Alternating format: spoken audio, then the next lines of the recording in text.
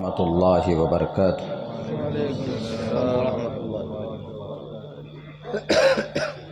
ان الحمد للہ نحمده ونستعینه ونستغفره ونؤمن به ونتوکل علیہ ونعوذ باللہ من شرور انفسنا ومن سیئات اعمالنا من يهده الله فلا مضل له ومن يضلله فلا هادي له ونشهد أن لا إله إلا الله وحده لا شريك له ونشهد أن سيدنا ومولانا محمدا عبده ورسوله أما بعد فأعوذ بالله من الشيطان الرجيم بسم الله الرحمن الرحيم إن الله لا يغفر أن يشرك به ويغفر ما دون ذلك لمن يشاء وقال الله تبارك وتعالى في القرآن المجيد كنتم خير أمة أخرجت للناس تأمرون بالمعروف وتنهون عن المنكر وتؤمنون بالله صدق الله العظيم قال النبي صلى الله عليه وسلم الكبائر الإشراك بالله وعقوق الوالدين وقتل النفس وشهادة الزور رواه البخاري أو كما قال النبي عليه الصلاة والسلام وقال النبي صلى الله عليه وسلم من رأى منكم منكرا فليغيره بيده فإن لم يستطع فبلسانه فإن لم يستطع فبقلبه وذلك أضعف الإيمان رواه المسلم أو كما قال النبي عليه الصلاة والسلام All compliments, all physical prayer and almighty worship are for Allah. Peace be upon you, O Prophet, and Allah's mercy and blessings.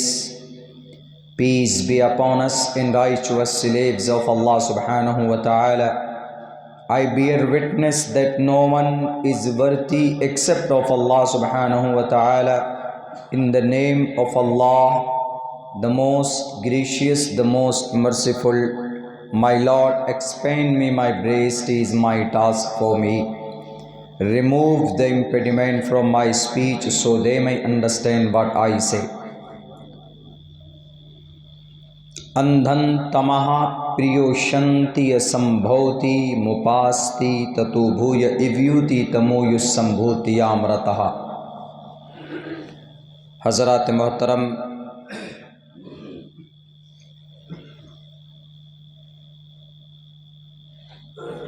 6,30,00,000 مربع میل کے علاقے میں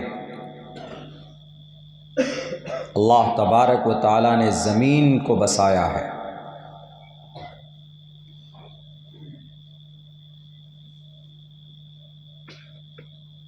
دنیا کی تمام جگہوں میں سب سے بہتر جگہ اللہ تبارک و تعالیٰ کو، اللہ کی نظر میں کوئی بہتر مقام اور جگہ ہے تو وہ مسجد ہے۔ اللہ کے نبی علیہ الصلاۃ والسلام کی حدیث ہے ان احب البلاد الی اللہ مساجدها وابغض البلاد الی اللہ اسواقها۔ ناپسند جگہ بازار ہے، مارکیٹ ہے، اور پسندیدہ جگہ مساجد ہے۔ اسی بابرکت اور مقدس جگہ کے اندر ہم لوگ بیٹھے ہوئے ہیں۔ اللہ سے دعا کرتے ہیں کہ اللہ تبارک و تعالی ہمارے بیٹھنے کو قبول فرمائے اور ہماری اس نورانی محفل کو ہم سب کے لیے حشر کے میدان میں نجات کا ذریعہ بھی بنائے۔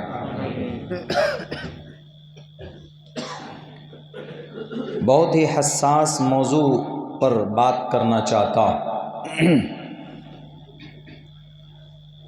عموماً میرا مزاج قرآن و حدیث کی روشنی میں موجودہ وقت میں جو سلگتے ہوئے مسائل پیش آتے ہیں اس پر بات کرنے کی ہوتی ہے، لیکن آج ایک بہت ہی امپورٹنٹ میسج جو قرآن و شریعت میں اللہ تبارک و تعالیٰ نے بیان کیا ہے اس کو بیان کرنے کا من کرتا۔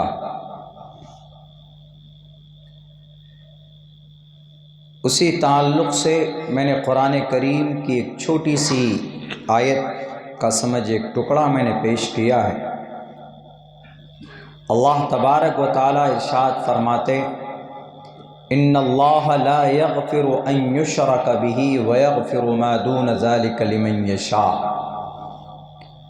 اللہ تبارک و تعالیٰ شرک کو معاف نہیں کرتا ہے، اس کے علاوہ جتنے بھی گناہ ہوتے اللہ چاہے تو ان کو معاف فرما دیتا۔ شرک کے لیے ضروری ہے کہ آدمی سچے دل سے توبہ کرے۔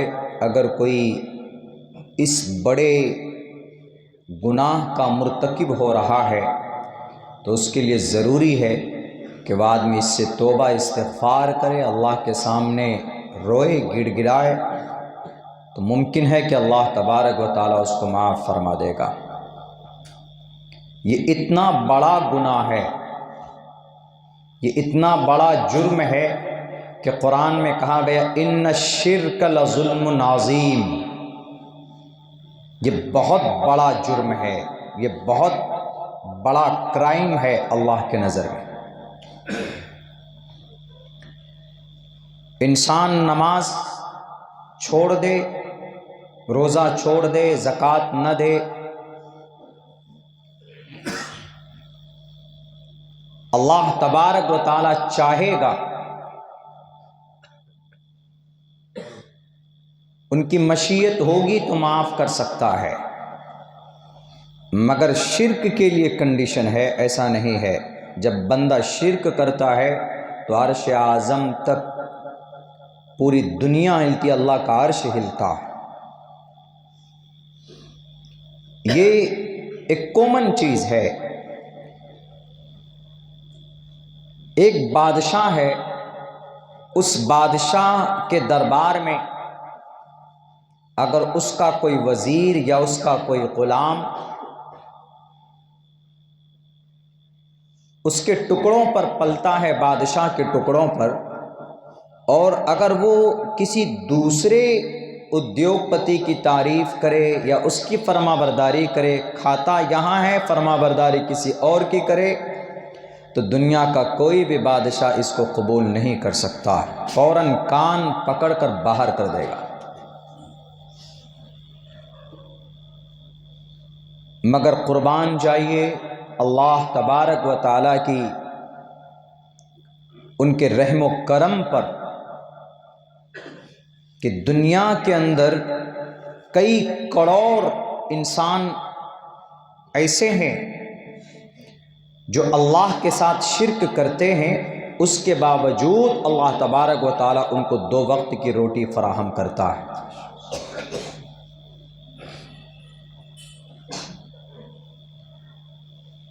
ابن ماجہ میں ایک حدیث ہے، ہم نے ابن ماجہ صحائح ستہ حدیث کی جو بڑی 6 کتابیں ہیں، ستن میں 6، بخاری ہے، مسلم ہے، ترمذی ہے، ابو داؤد ہے، ابن ماجہ ہے، سنن نسائی ہے۔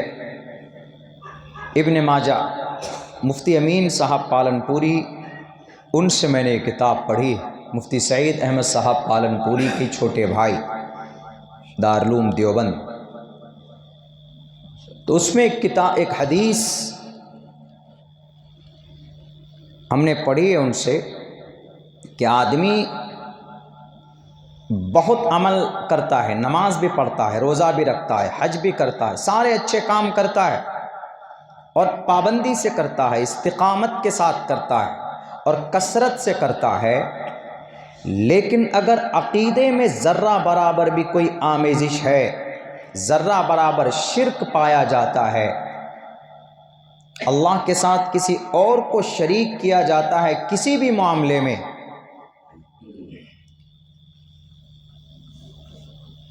تو اللہ کے نبی فرماتے ہیں کہ کل قیامت میں اس کا کوئی بھی عمل قابل قبول نہیں ہوگا،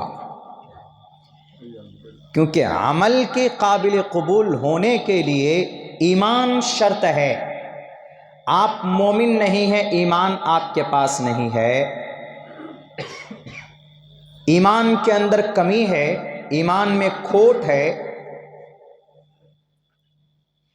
ایمان پیور نہیں ہے، آمیزش ہے، ملاوٹ ہے، تو اللہ تبارک و تعالیٰ کے نزدیک آپ کا کوئی بھی عمل قابل قبول نہیں ہوگا۔ عمل کے قبول ہونے کے لیے، عمل پر ثواب مرتب ہونے کے لیے ایمان کا مضبوط اور ایمان کا پیور ہونا ضروری ہے، ورنہ ہمارے اور آپ سے کہیں زیادہ دان کون کرتے؟ سناتن دھرمی کرتے ہیں، ہندو لوگ کرتے ہیں، کروڑوں روپے دان کرتے ہیں۔ دیکھ لیجئے اگر اعلان ہو جائے کہ بھئی ان کو کہیں مندر بنانا ہے تو ابھی کروڑوں روپے یوں ہی جمع ہو جاتے ہیں۔ ان کے جہاں سنت لوگ، جہاں پروہت لوگ، جہاں مہاراج لوگ بیٹھتے ہیں، ہزاروں روپے دان کر کے آتے ہیں، جب ان کی پیٹی کھولی جاتی ہے تو سالوں کے اندر میں کروڑوں روپے اکٹھا اور جمع ہوتا ہے، ملتا ہے وہاں پہ۔ لیکن کیا ان کا یہ عمل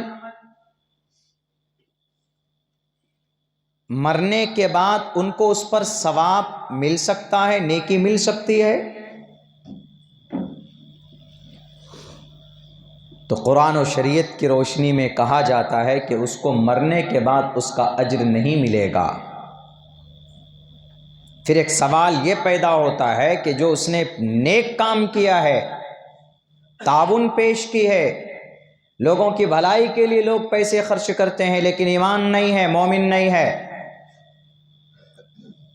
تو کہا جاتا ہے کہ اس کو اچھا کام کرنے کی وجہ سے دنیا میں اس کا اچھا بدلہ اوپر والا دے سکتا ہے اس کو، لیکن اگر یہ چاہے گا کہ مرنے کے بعد اس کو نیکی ملے، بدلے میں جنت ملے، تو اس کے لیے ایک کنڈیشن، جنت پانے کے لیے کمپلسری اور ضروری ہے ایمان کا ہونا۔ ایمان کا مطلب اللہ کو ایک ماننا اور اللہ تبارک و تعالیٰ کے تمام فرمان کو ماننا، ان کی فرشتوں کو ماننا، ان کے تمام انبیاء کو ماننا، ان کے احکامات پر عمل کرنا، یہ ساری باتیں آتی ہے۔ اللہ کو بن دیکھے اس کو ایکسپٹ کرنا، یؤمنون بالغیب، اللہ کو کسی نے نہیں دیکھا ہے، دنیا کے انسانوں میں سے کسی نے بھی نہیں، لیکن ایمان رکھنا اس بات پر کہ ہاں اللہ ہے، اللہ کی ذات ہے، اور اللہ تبارک و تعالیٰ ہی سب کچھ کرتا ہے، یہ عقیدہ بھی ہونا چاہیے۔ ایسا نہیں کہ ہمارا کوئی کام اٹک گیا ہے تو فلاں منتری جی کے پاس جائیں گے ہو جائے گا، سی ایم کے پاس جائیں گے فون ملائیں گے ہو جائے گا، ان سے ہوگا۔ اگر عقیدہ ایسا ہے تو پھر آپ کے ایمان کے اندر بھی کمی ہے۔ اسی لیے اللہ تبارک و تعالیٰ نے سختی کے ساتھ، تاکید کے ساتھ قرآن کریم کے اندر بیان کیا، ان اللہ لا یغفر ان یشرک بہ ویغفر ما دون ذلک لمن یشاء، اللہ شرک کو معاف نہیں کرے گا، اس کے علاوہ جو بھی ہے اللہ تبارک و تعالیٰ معاف کر دے گا۔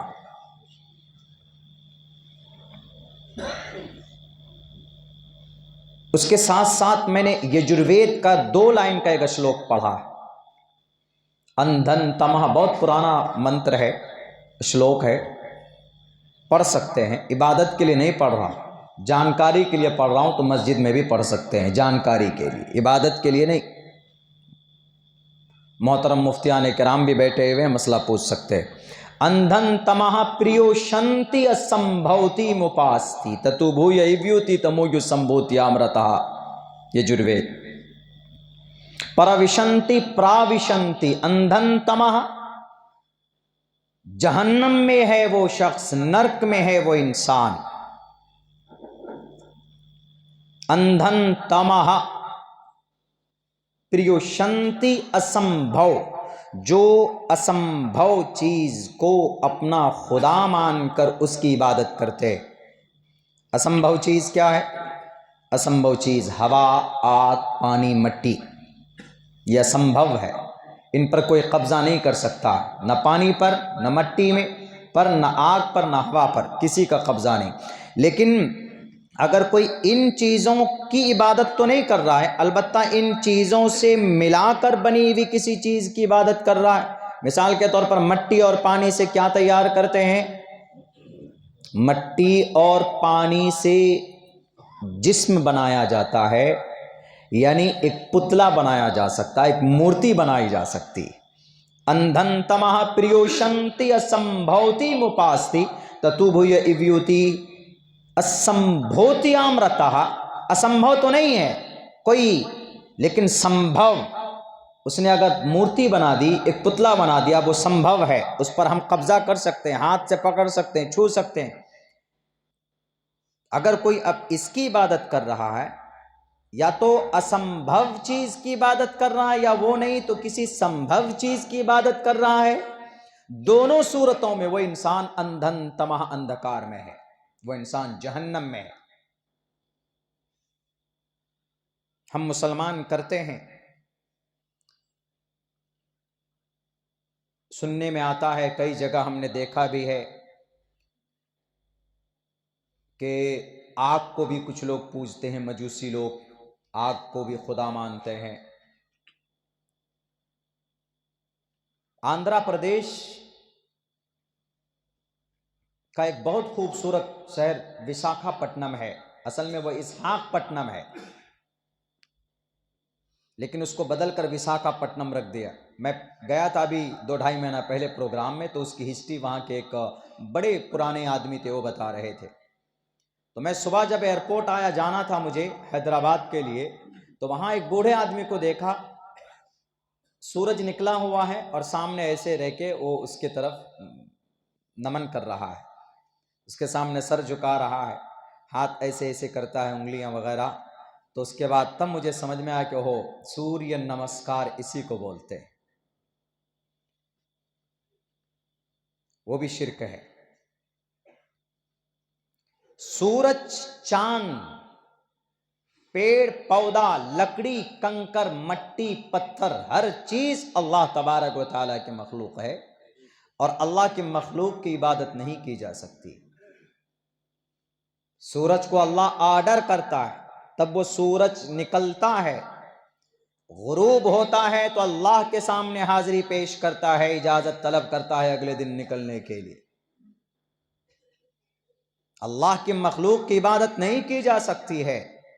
اگر کوئی انسان کر رہا ہے، سورج کے سامنے سر جھکا کر نمو نما کر رہا ہے کہ نہیں یہ سوریہ دیوتا ہے، جس کو سوریہ نمسکار کہا جاتا ہے. چلیے ایک مشرک آدمی ہے، ایک ڈس بلیور ہے، ایک دیوی دیوتاؤں کی عبادت کرتا ہے تو سمجھ سکتے ہیں، لیکن ہمارے کلمہ پڑھنے والے بھی، ہمارے بچے بھی ایسا کرنے لگے ہیں. اگر ایسا ہے تو آپ کا عقیدہ ختم. حج کر لیجئے، زکوٰۃ دے دیجئے، روزہ رکھ لیجئے، عقیدہ ٹھیک نہیں ہے تو یہ آپ کا کوئی بھی عمل ول بی ریجیکٹ، اللہ کے سامنے قابل قبول نہیں ہوگا. عقیدے کا ہونا، ایمان کا ہونا بہت ضروری ہے، پیور ہونا بہت ضروری ہے. یہی وجہ ہے کہ صحابہ کرام نے اپنی جان کی قربانی پیش کی دی، لیکن ایمان کا سودا نہیں کیا انہوں نے کسی بھی قیمت میں. ان کے جسم میں اتنی اذیتیں پہنچائی گئی ان کو، صحابہ کرام کو، بلکہ بعض انبیاء کو تو آرے سے چیر دیا گیا تھا، لیکن تب بھی اللہ کے ذات، ایمان کا، اللہ کے ساتھ اپنی ایمان، اپنی جان بچانے کے لیے انہوں نے کمپرومائز نہیں کیا کہ تم مارنا چاہتے ہو مار دو. حضرت آسیہ کی تاریخ پڑھ لیجئے، ان کی خادمہ کی تاریخ پڑھ لیجئے، بی بی سمیہ کی تاریخ پڑھ لیجئے، ام عمارہ کی تاریخ پڑھ لیجئے، حضرت عمار بن یاسر کی تاریخ پڑھ لیجئے، حضرت زبیر کی تاریخ پڑھ لیجئے، بلال حبشی کی تاریخ پڑھ لیجئے، خباب بن ارد کی تاریخ پڑھ لیجئے۔ یہ وہ لوگ ہیں جن کو اتنی تکلیف دی گئی کہ دھرم کے معاملے میں، ایمان کے معاملے میں آج تک کسی کو اتنی تکلیف نہیں دی گئی جتنی ان صحابہ کرام کو تکلیفیں دی گئی، لیکن پھر بھی انہوں نے اپنے ایمان کا سودا نہیں کیا، کمپرمائز نہیں کیا۔ سامنے والوں کو کہا کہ کتنی طاقت ہے، آزما لو۔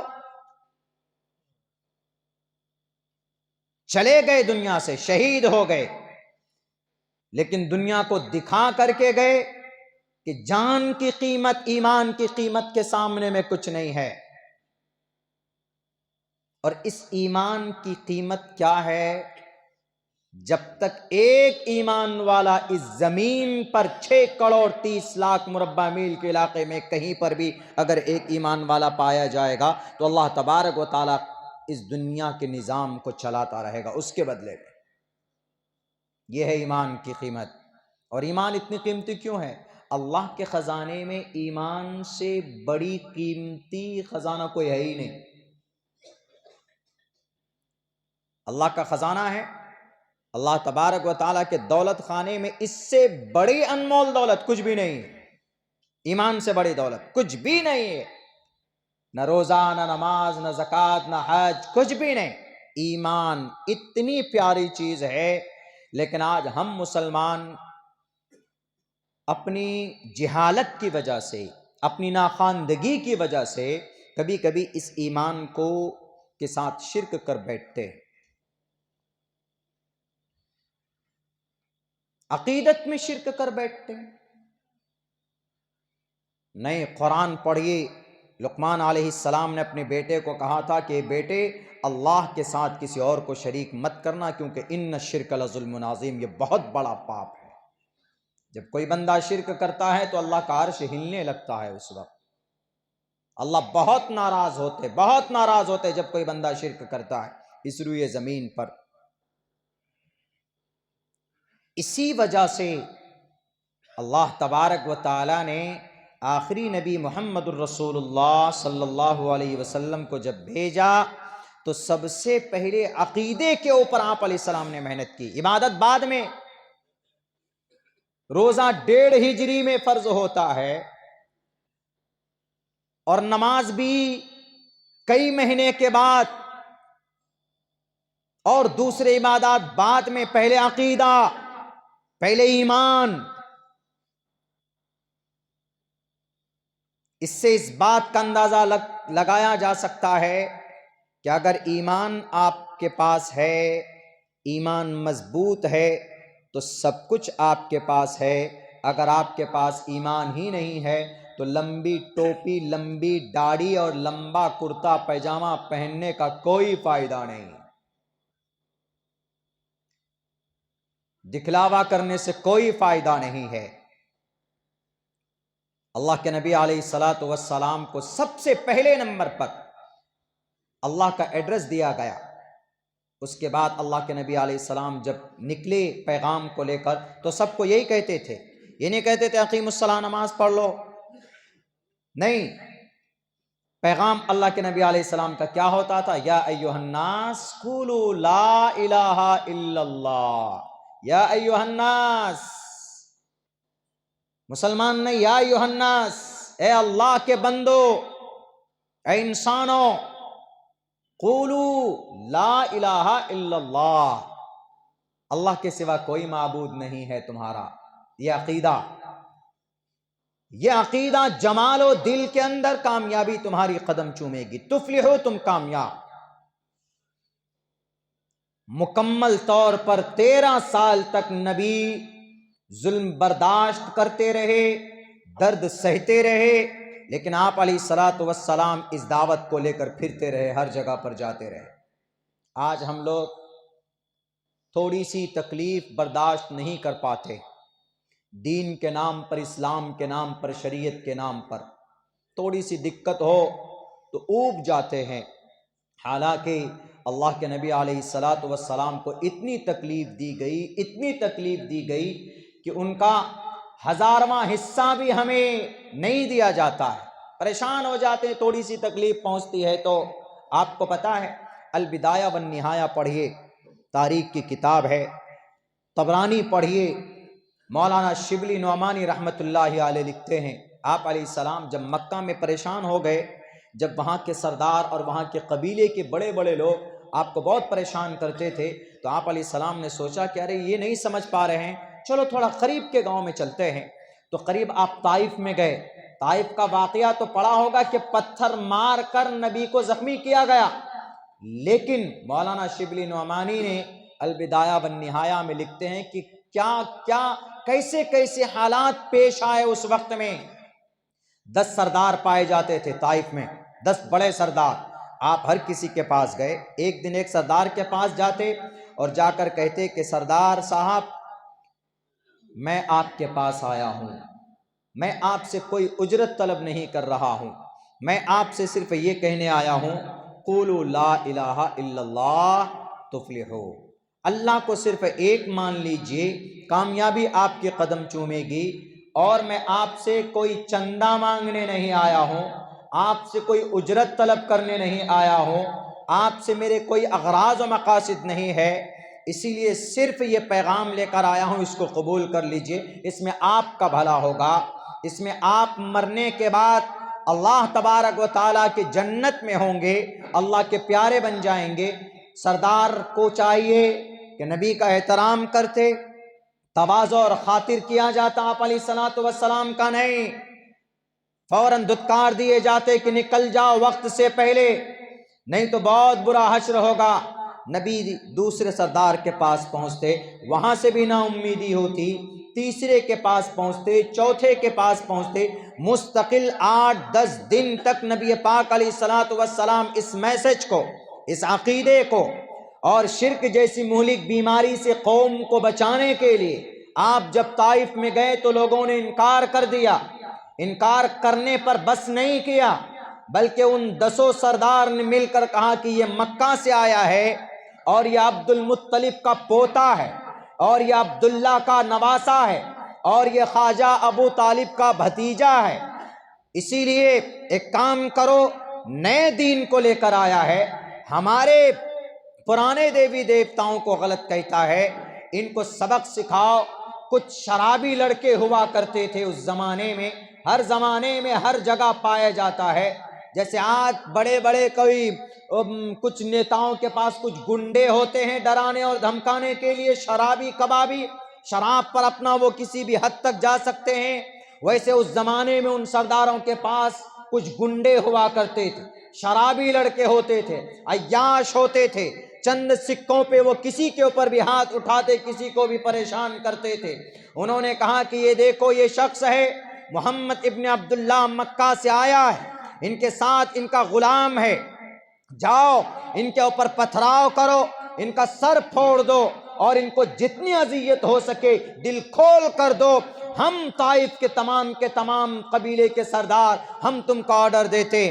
آپ علیہ السلام اس طائف، اس بستی سے نکل رہے تھے تو ان نوجوانوں نے ہاتھ میں پتھر لیا، راستے میں آپ جب چلتے ہیں تو سڑک کے کنارے کہیں پر چھوٹے چھوٹے پتھر ہوتے، کہیں پر بڑے پتھر ہوتے، تو وہ شرابی شراب پی کر پتھر اٹھاتے اور 2 جگہ پر حملہ کرتے، آپ کے سر پر مارا جاتا تاکہ سر پھٹے گا، خون بہے گا، نبی کمزور ہوگا، بے ہوش ہو کر گر جائے گا، یہیں پر مر جائے گا، یا اگر زندہ بچے گا تو کبھی ادھر رخ نہیں کرے گا، ہمت نہیں کرے گا طائف میں قدم رکھنے کی۔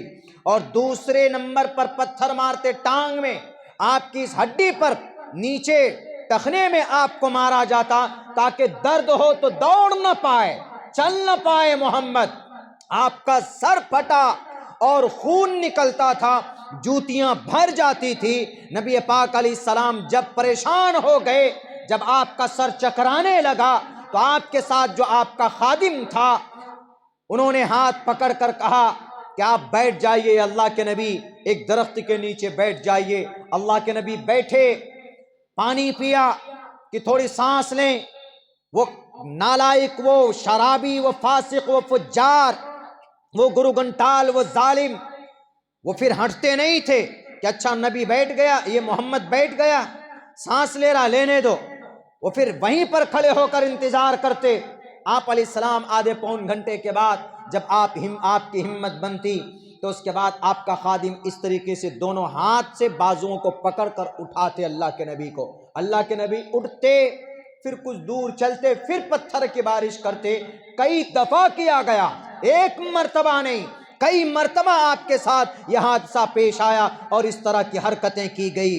میرے بھائیوں، جب آپ علیہ الصلاۃ والسلام کے خادم کے سر پر پتھر لگتا ہے، وہ بے ہوش ہو کر گر جاتے، آپ کو سنبھالنے والا کوئی نہیں، آپ ہمت کرتے آگے چلنے کے لیے، نہیں چل پاتے، ایک درخت کے نیچے بیٹھتے ہیں اور اپنی بے بسی اور اپنی بے کسی کی فریاد رب ذوالجلال سے کرتے ہیں، اللہم انی اشکو بسی، اے اللہ میں اپنی بے بسی کی فریاد تم سے کرتا ہوں، اے اللہ میرا سوال ہے، بتاؤ میرا کیا جرم ہے، میری غلطی کیا ہے، میرا گناہ کیا ہے، انہوں نے مجھے نہیں سمجھا ہے۔ اس کے باوجود بھی اللہ کے نبی دعا کرتے ہیں آخر میں، اللہم اہدی قومی فإنہم لا یعلمون، اے اللہ میری اس قوم کو ہدایت دے دے، اے اللہ میری اس قوم کی اس کو سیدھا راستہ بتا دے، اے اللہ میری اس قوم کو ہدایت دے کر ان کی مغفرت فرما دے، اے اللہ میری اس قوم کو ذرہ برابر تکلیف بھی نہ دے۔ ہے کوئی مائے کلال دنیا میں جنہوں نے درد کھا کر، خون بہا کر، پتھروں کی بارشیں کی گئی اور کپڑے شرابور ہو گئے، اپنے دشمنوں کو پھر بھی معافی یا ہدایت کی دعا کی ہو؟ آج تک دنیا کے اندر کسی ماں نے ایسا بچہ پیدا نہیں کیا۔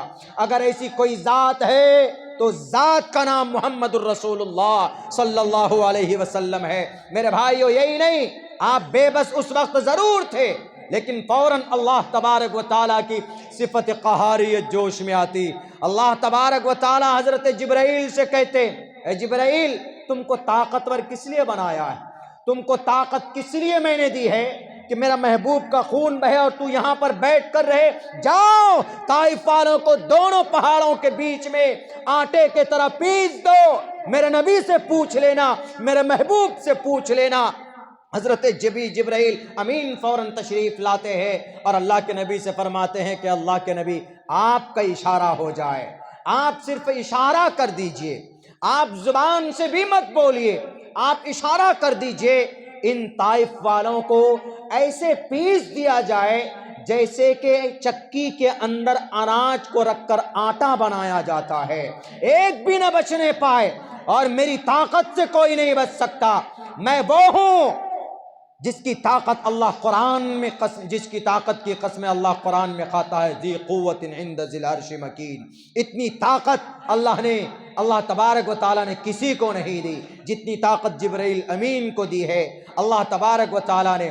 آج اگر کوئی 5 سال کے لیے کرسی میں بیٹھتا ہے، اگر کوئی مجرم ہے تو بلڈوزر چلا دو، اپنی طاقت کا ناجائز استعمال کرتے ہیں، فلاں کو جیل میں ڈالنا ہے، بات نہیں مانتا جیل میں ڈال دو، ایجنسیز کا غلط استعمال، اپنی طاقت کا ناجائز استعمال، غریب اور مظلوموں کے اوپر اتیاچار، ظلم و زیادتی زیادہ دن تک نہیں ہے یہ، اس لیے کہ جب ظلم بڑھتا ہے تو مٹ جاتا ہے۔ دنیا والوں، طاقت کا استعمال کیسے کرتے ہیں میرے نبی سے سیکھو۔ ہمارے نبی نے طاقت کا ناجائز استعمال نہیں کیا، پوری دنیا کے بلڈوزر ایک طرف، جبرائیل امین کے ایک بازو، ایک پر کی طاقت ایک طرف۔ حضرت جبرائیل امین نے کہا، اے اللہ کے نبی اشارہ تو کر دو۔ طائف والوں کو ابھی چھٹی کا دودھ یاد دلایا جاتا ہے۔ اللہ کے نبی نے کہا کہ جبرائیل، میں جانتا ہوں تمہارے اندر بہت طاقت ہے، میں جانتا ہوں کہ جب قوم لوط کو ہلاک و برباد کرنا ہوا تھا تو تم نے ان کی بستی کو اپنے پر کے اوپر رکھ کر آسمان پر لے جا کر پٹخ دیا تھا، میں جانتا ہوں کہ تیرے ایک بازو مشرق میں ہے تو دوسری بازو مغرب میں ہے، میں جانتا ہوں کہ اللہ کے نظر میں اللہ تبارک و تعالیٰ نے تمہیں پوری دنیا کی طاقت عطا کی ہے، لیکن میں اس طاقت کا مس یوز نہیں کروں گا، کیونکہ اللہ تبارک و تعالیٰ نے مجھے دنیا مٹانے کے لیے نہیں بھیجا ہے، مجھے عقیدہ سمجھانے کے لیے بھیجا ہے، مجھے ایمان کی اہمیت بچانے کے لیے بھیجا ہے۔ اے جبرائیل جاؤ واپس، میرا رب دیکھ رہا ہے، یہی کافی ہے، جاؤ تم، اللہ تبارک و تعالیٰ نے مجھے ظالم بنا کر اس دنیا میں نہیں بھیجا۔ صرف عقیدہ، ایمان کی پیورٹی بتانے کے لیے کوئی نماز کا آرڈر لے کر نہیں گئے تھے نبی پاک علیہ السلام، صرف ایمان۔ یا ایھا الناس قولوا لا الہ الا اللہ، کہ لوگو لا الہ الا اللہ کہہ لو، کامیابی تمہاری قدم چومے گی۔ اللہ کے نبی نے ایکسپلین بھی کیا کہ اگر آپ لوگوں کو ایسا لگتا ہے کہ ہم کوئی اجرت طلب کرنے کے لیے آئے ہیں تو غلط بات، ہم کوئی اجرت نہیں مانگ رہے ہیں آپ سے، آپ صرف یہ کلمہ پڑھ لیجیے۔ تو اس سے یہ پتہ چلا کہ ایمان، عقیدہ، عقیدے کا شرک سے پاک ہونا بہت ضروری ہے۔ ذرہ برابر بھی آمیزش اگر ہو جائے کہ نہیں یہ کام اللہ نہیں، فلاں کوئی کر سکتا ہے، شافی الامراض کوئی اور ہے، مشکل کشا کوئی اور ہے، ضرورتیں کوئی اور پوری کرتا ہے اللہ کے علاوہ، اگر ذرہ برابر یہ آپ کے عقیدے میں شامل ہو جائے تو آپ کا ایمان چلا گیا۔ یہاں تک کہ لا الہ الا اللہ سنسکرت میں بھی ہے، میرے نام کے ساتھ ناظم صاحب نے چترویدی جوڑ دیا ہے۔ بہت سی جگہ پر تو لوگ کنفیوز ہو جاتے ہیں کہ مولانا ہے کہ یہ پتہ نہیں کون سے ہندو دھرم سے آ کے اسلام قبول کے چترویدی۔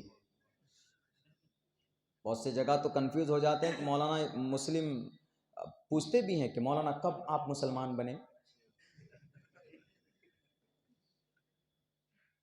میں ماشاءاللہ مسلم گھرانے میں پیدا ہوا ہوں، چترویدی لگا دیتے ہیں، جیسے میں نے بھی پڑھا اندھن تماہ پریو شنتی سمبھوتی۔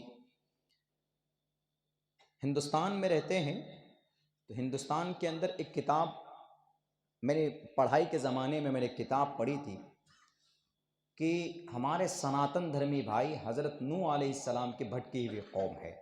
بس اسی جملے نے مجھے ریسرچ کرنے پر مجبور کیا۔ میں نے کہا کہ اگر حضرت نوح کی بھٹکی ہوئی قوم ہے تو اتنے کیسے بھٹک گئے وہ، کہ جو آج ایک اللہ نے انیک اللہ کی عبادت کر رہے ہیں؟ تو پتہ گڑبڑی یہ ہو گئی کہ جیسے ہمارے بیچ میں آج قرآن ہے، قرآن کریم کی سینکڑوں حفاظ مل جائیں گے آپ کے بیچ میں، قرآن کریم کے مسائل بیان کرنے کے لیے علماء مل جائیں گے، مفتیان کرام مل جائیں گے، قاضی حضرات مل جائیں گے۔ یہ نظام صرف اسلام میں ہے، باقی اور کسی مذہب میں نہیں ہے۔ آپ کرسچن کے اسکول میں جائیے تو وہ دنیاوی ٹاپک کو سمجھاتے ہیں، لیکن اپنی دھارمک جو حضرت عیسیٰ کے طرف سے لائی ہوئی جو صحیح بات ہے وہ ان کے بیچ میں ہے ہی نہیں، اس کو بدل دیا انہوں نے۔ یہ صرف صحیح شریعت جو اللہ کے طرف سے نازل کی گئی، حالانکہ حضرت عیسیٰ کو جو صحیفے دیے گئے، نئی شریعت جو دی گئی تو وہ بھی اللہ کے طرف سے، اور حضرت موسیٰ علیہ السلام کو جو شریعت دی گئی توریت، وہ بھی اللہ کے طرف سے، ان پر ہمارا ایمان ہونا ضروری ہے۔ ہم حضرت موسیٰ کو انکار نہیں کر سکتے، حضرت عیسیٰ کا بھی انکار نہیں کر سکتے، حضرت ابراہیم کا بھی نہیں کر سکتے، ہم ان پر ایمان لانا ضروری ہے۔ لیکن گڑبڑی یہ کی ان کے پوروج نے، ان کے علماء نے، کہ اگر کوئی مسئلہ ایسا آتا مثال کے طور پر کہ لوگ اس مسئلے پر زیادہ عمل کر رہے ہیں اور وہ مسئلہ خلاف ہے، ان کی کتاب میں ممانعت ہے، تو ان کے علماء کیا کرتے تھے، ارے مسئلہ تو مت بدلو، یہ جو لوگ عمل کر رہے ہیں اسی کو، وہ جو منع کرنے والا مسئلہ اس کو ہٹا دو، اس کی جگہ اس کو ڈال دو۔ جیسے سود ہے، آج مسلمان کیا پوری دنیا کے اندر کثرت سود کی ہے، حالانکہ یہ اتنا بڑا گناہ ہے، اتنا بڑا جرم ہے سود۔ اللہ نے کسی گناہ پر یہ نہیں کہا کہ میں تم سے جنگ کروں گا، اللہ اور اس کا رسول تم سے جنگ کرے گا، کسی بھی گناہ میں نہیں کہا، لیکن سود پر کہا کہ سود سے باز آ جاؤ۔ اگر تم سود کھانا بند نہیں کرو گے سود سے تم توبہ نہیں کرو گے تو تم تیار ہو جاؤ. فَإِن لَّمْ تَفْعَلُوا فَأْذَنُوا بِحَرْبٍ مِّنَ اللَّهِ وَرَسُولِهِ. اللہ اور اس کے رسول سے جنگ کے لیے تیار ہو جاؤ اگر تم سود کھاتے رہے تو. یہ وعید ہے. لیکن پھر بھی گاڑی لینے جائیے وہاں فائنانس، بینک میں جائیے تو وہاں سودی کاروبار، ہر کچھ سود پہ آج کل اویلیبل ہے. موبائل تک ہر چیزیں ای ایم آئی کے اوپر اویلیبل ہیں. سودی کاروبار اتنا عام ہو گیا، ان یہودیوں نے اتنا عام کر دیا کہ کبھی کبھی آدمی مجبور ہو جاتا ہے لینے کے لیے. لیکن نص قطعی ہے، کسی بھی حال میں سود جائز نہیں ہے. احل اللہ البیع وحرم الربا. اللہ نے تجارت کو حلال قرار دیا ہے اور سود کو حرام قرار دیا ہے. اور نص قطعی ایک طرف اور پوری دنیا کے انسانوں کا عمل ایک طرف، تو کبھی بھی قرآن کے فرمان میں کوئی تبدیلی نہیں کی جا سکتی. لیکن پتہ ان کے علماء کیا کرتے تھے؟ ان کے علماء یہ کرتے تھے کہ اچھا اگر یہ قرآن ان کے پاس ہوتا نا تو یہ کیا کرتے؟ سود پوری دنیا میں لوگ کھا رہے ہیں، اس کا مطلب ہے کہ پھر یہ متر ہے، اچھی چیز ہے. ایک کام کرو، احل اللہ البیع وحرم الربا، حرم الربا کو ہی ہٹا دو، سود کو جائز قرار دے دو. ایسا انہوں نے کیا. یہی وجہ ہے کہ جو صحیح احکامات تھے اللہ کی طرف سے توریت میں، انجیل میں، وہ سب کے سب بدل دیے گئے. سب کے سب اپنی خواہش کے مطابق انہوں نے مسائل گھڑ لیے. لیکن قربان جائیے، شریعت محمدی آج تک سیم اسی طریقے پر ہے جس طریقے پر 1458 سال پہلے اللہ نے اس کی شروعات کی تھی. اس کی وجہ کیا ہے پتہ ہے؟ اس کی وجہ اللہ تبارک و تعالیٰ کا خاص فضل ہے، اور ہمارے علماء کرام کا جو یہ نظام ہے مدارس کا. آج میں گیا کنتھاریا گیا، ماٹی والا مدرسہ گیا، مولانا رفیق صاحب کے ان میں آپ کے یہاں الحمدللہ پورے بھارت کے اندر مدرسے کا جو نیٹ ورک سب سے مضبوط کہیں ہے تو گجرات میں ہے، اور قرآن کریم کی سب سے مناسب اور بہتر تعلیم کہیں پر ہوتی ہے تو گجرات کے اندر ہوتی ہے. میں پورے بھارت میں جاتا ہوں، پورے بھارت میں ہر اسٹیٹ میں جانا ہوتا ہے، آپ لوگوں کی دعاؤں کی برکت سے، اللہ کے فضل سے جانا ہوتا ہے. لیکن دیکھتا ہوں میں بلکہ یہاں کا تعاون دوسرے اسٹیٹ کے مدرسوں میں بھی پہنچتا ہے. یہ بڑی خوشی کی بات ہے، بڑے سعادت مندی کی بات ہے آپ سب کے لیے. تو پتہ ہے اس میں ہوا یہ،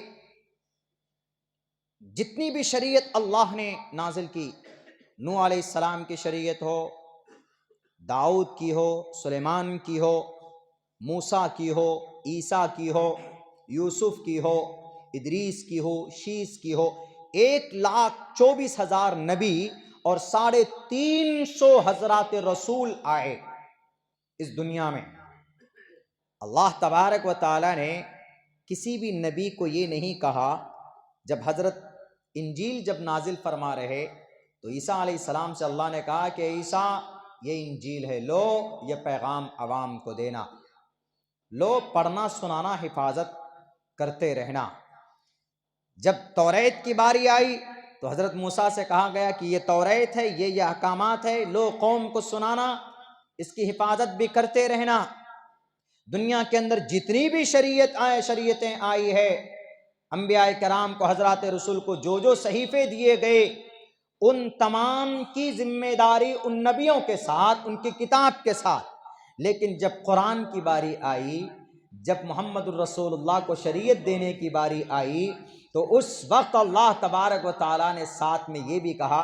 جب قرآن اترتا تھا تو اللہ کے نبی حضرت جبرائیل کے بعد جلدی جلدی پڑھنے کی کوشش کرتے تھے. لا تحرک به لسانك لتعجل به ان علينا جمعه وقرآنا فاذا قرأناه فاتبع قرآنا. تو اللہ کے نبی علیہ السلام حضرت جبرائیل کے پڑھنے کے بعد جلدی جلدی پڑھتے تھے، کمی بیشی ہو سکتی تھی تو اللہ تبارک و تعالیٰ نے آرڈر دیا، فوراً یہ کہا کہ اے محمد آپ جلدی جلدی مت پڑھیے. اللہ کے نبی اس لیے جلدی پڑھتے تھے کہ کہیں کوئی الفاظ رہ جائے، کہیں کوئی آیت چھوٹ نہ جائے، کہیں کوئی حکم نہ رہ جائے، جلدی جلدی پڑھوں گا یاد ہو جائے گا، تو ایک ایک حکم اپنی قوم کو، اپنے لوگوں تک میں پہنچاتا رہوں گا۔ تو اللہ تبارک و تعالیٰ نے کہا کہ اے محمد جلدی مت پڑھیے، بلکہ آرام آرام سے پڑھیے۔ ان علینا جمعہ وقرآنا، مجھ پر ذمہ داری ہے اس کو جمع کرنا اور اس کی تلاوت کرواتے رہنا، یہ میری ذمہ داری ہے۔ اللہ تبارک و تعالیٰ نے توریت حضرت موسیٰ کو دیا، اے موسیٰ اس کی حفاظت کرنا۔ انجیل حضرت عیسیٰ کو دیا، اے عیسیٰ اس کی حفاظت کرنا۔ زبور حضرت داؤد کو دیا گیا، اے داؤد اس کی حفاظت کرنا۔ اور صحیفے حضرت ابراہیم کو دیا گیا، اے ابراہیم اس صحیفے کی حفاظت کرنا۔ نوح علیہ السلام کو دیا گیا، اے نوح اس کی حفاظت کرنا۔ لیکن جب قرآن کی باری آئی تو قرآن کے بارے میں اللہ تبارک و تعالیٰ نے یہ کہا کہ اے محمد تم کو اس کی ذمہ داری نہیں ہے اس کی حفاظت کی، میں نازل کر رہا ہوں، ہم نازل کر رہے ہیں اس کو۔ انا نحن نزلنا الذکر وانا لہ لحافظون، ہم نے اس قرآن کو اتارا اور ہم ہی اس قرآن کی حفاظت کرنے والے ہیں، قیامت تک اس قرآن کی حفاظت میں کروں گا۔ کون؟ اللہ تبارک و تعالی۔ یہی وجہ ہے کہ پچھلی ساری شریعتوں کے اندر تبدیلی کی جانا ممکن تھا، ان کے لوگوں نے ان کے اندر تحریف اور ان کے اندر کمی بیشی کی ہے، لیکن اگر قرآن صحیح شکل میں موجود ہے اس کی بڑی وجہ یہی ہے کہ اللہ تبارک و تعالیٰ نے پچھلی کتابوں کی حفاظت کی ذمہ داری نہیں لی، لیکن قرآن کی حفاظت کی ذمہ داری لی ہے، اور آج نہیں قیامت تک یہ قرآن کریم محفوظ رہے گا۔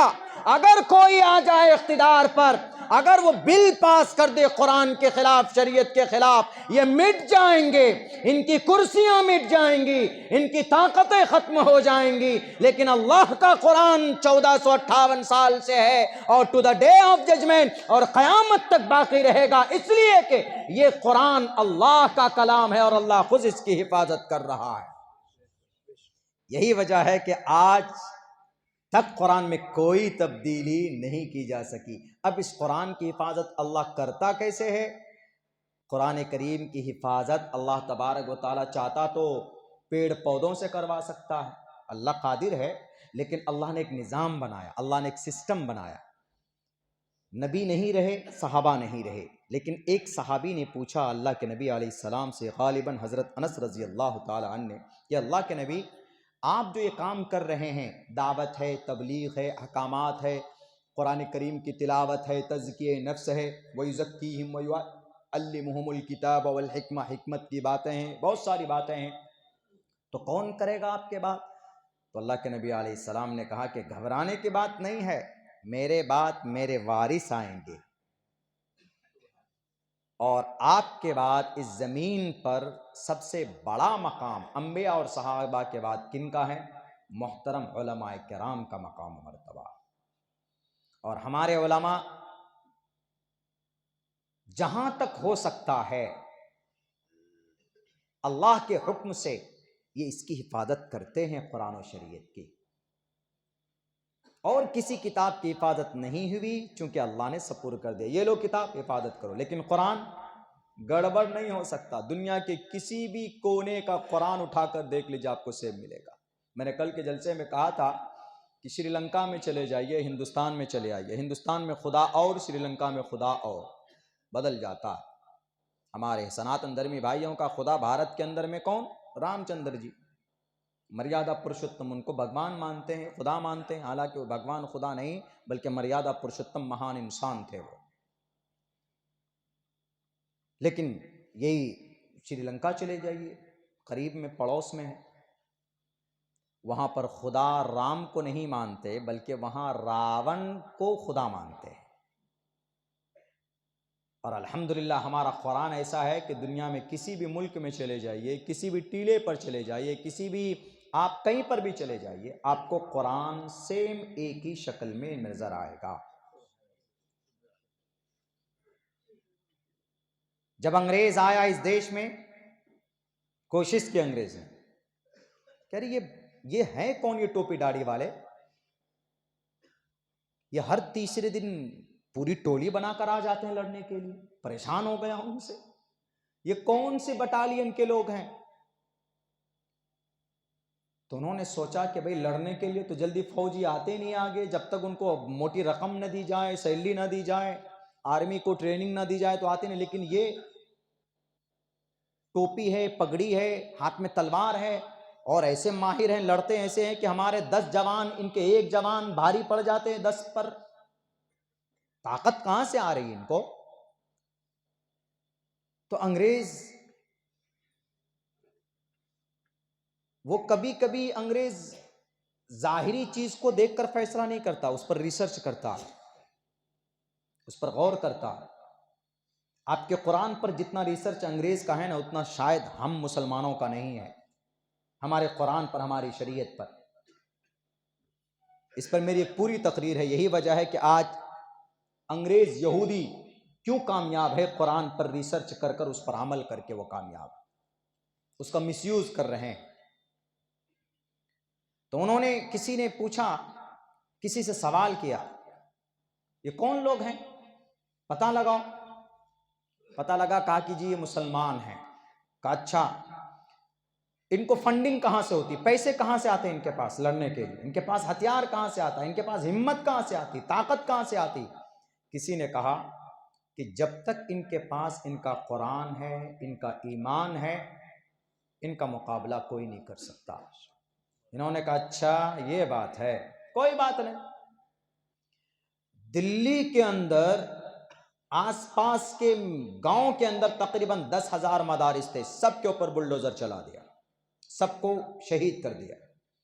اور مسجد میں گھستے تھے، جہاں وہ دیکھتے تھے کہ قرآن ہے، نکالو، بوری میں ڈالو، آگ کے حوالے. 3 سال کے اندر تقریباً 3 سے 6 لاکھ قرآن کے نسخے جلائے انگریزوں نے، صرف اس لیے کہ اچھا یہ قرآن سے طاقت ملتی ہے اس کو، لو قرآن کو ہی جلا کر ختم کر دیتا ہوں. جب ختم کرتے گئے، ختم کرتے گئے، ختم کرتے گئے، ایک عالم صاحب آئے سامنے میدان میں. انہوں نے کہا کہ انگریز بے وقوف، قرآن کو جلا کر تم کو کیا ملے گا؟ کہا کیا ملے گا، یہی تمہاری پاور ہاؤس ہے نا، تم کو طاقت یہیں سے ملتی ہے. ہم تمہارے اس قرآن کو جلا کر ختم کر دیں گے، نہ رہے گا بانس، نہ بجے گی بانسری، سارا کھیل ہی ختم کر دیتے ہیں تمہارے قرآن کو جلا کر. ابھی تو 3-4 لاکھ جلائے ہم نے، بھارت کے اندر ایک ایک کونے سے قرآن کریم کے نسخوں کو جلا دیں گے. اس وقت مکمل طور پر حکومت تھی پورے دیش کے اندر انگریزوں کی. تقریباً یہ بات 1860 کی ہے، 1860 کی. تب جا کر ہمارے علماء کرام نے اس وقت محسوس کیا کہ اگر شریعت کو باقی رکھنا ہے، اگر اسلام کو زندہ رکھنا ہے، تو مدرسے کے وجود کو بڑھانا ہوگا. تب جا کر 1866 میں دارالعلوم دیوبند کی بنیاد ڈالی جاتی ہے. دارالعلوم دیوبند کی بنیاد 1866 میں تقریباً 6 مئی کو اس کی بنیاد ڈالی گئی. اور تب سے وہاں پر 2 مقاصد تھے، ایک شریعت کی حفاظت، ایک اسلام کی بقا، اور دوسرے نمبر پر انگریز کے خلاف مجاہدین کو تیار کرنا. یہ 2 ہی مقاصد سے دارالعلوم دیوبند کی بنیاد ڈالی گئی تھی. اس وقت جو بیسک ان کے اغراض اور مقاصد تھے، اور انہوں نے اس پر مکمل طور پر کام بھی کیا اور وہ کامیاب بھی ہوئے الحمدللہ. جب انہوں نے دیکھا کہ بھئی یہ قرآن کا نسخہ ڈھونڈ ڈھونڈ کر جلایا جا رہا ہے، ایک عالم نے کہا کہ انگریز جاہل، اس قرآن کے مسودوں کو جلانے سے کچھ نہیں ہوگا. کہا کہ کیوں؟ کہا کہ یہ قرآن صرف اوراق میں نہیں ہے، یہ قرآن ہمارے سینوں میں ہے، یہ قرآن ہمارے دل و دماغ میں ہے، اور یہ نظام اللہ تبارک و تعالیٰ کے طرف سے ہے، اور یہ اللہ تبارک و تعالیٰ کا یہ قرآن کا معجزہ ہے. دنیا کی کوئی، اس انگریز نے سوچا کہ آج تک دنیا میں کوئی کتاب یاد نہیں کی گئی، یہ 3,22,000 الفاظ والے کتاب کو کوئی کیسے یاد کر سکتا ہے؟ اس کو تعجب ہونے لگا، آشچریہ ہوا. اس انگریز نے کہا کہ مجھے بلیو نہیں آتا، میں یقین نہیں کر سکتا کہ تم جو کہہ رہے ہو کہ یہ قرآن ہمارے سینے میں ہے. انہوں نے کہا کہ اگر تم کو یقین نہیں آتا تو میں تم کو پڑھ کر سناؤ تم. تو اس عالم نے کہا کہ میں نہیں، میں تو بڑا ہوں، میں ایک چھوٹے بچے کو لاتا ہوں. مکتب کے ایک چھوٹے سے بچے کو لایا گیا جو حافظ قرآن تھا.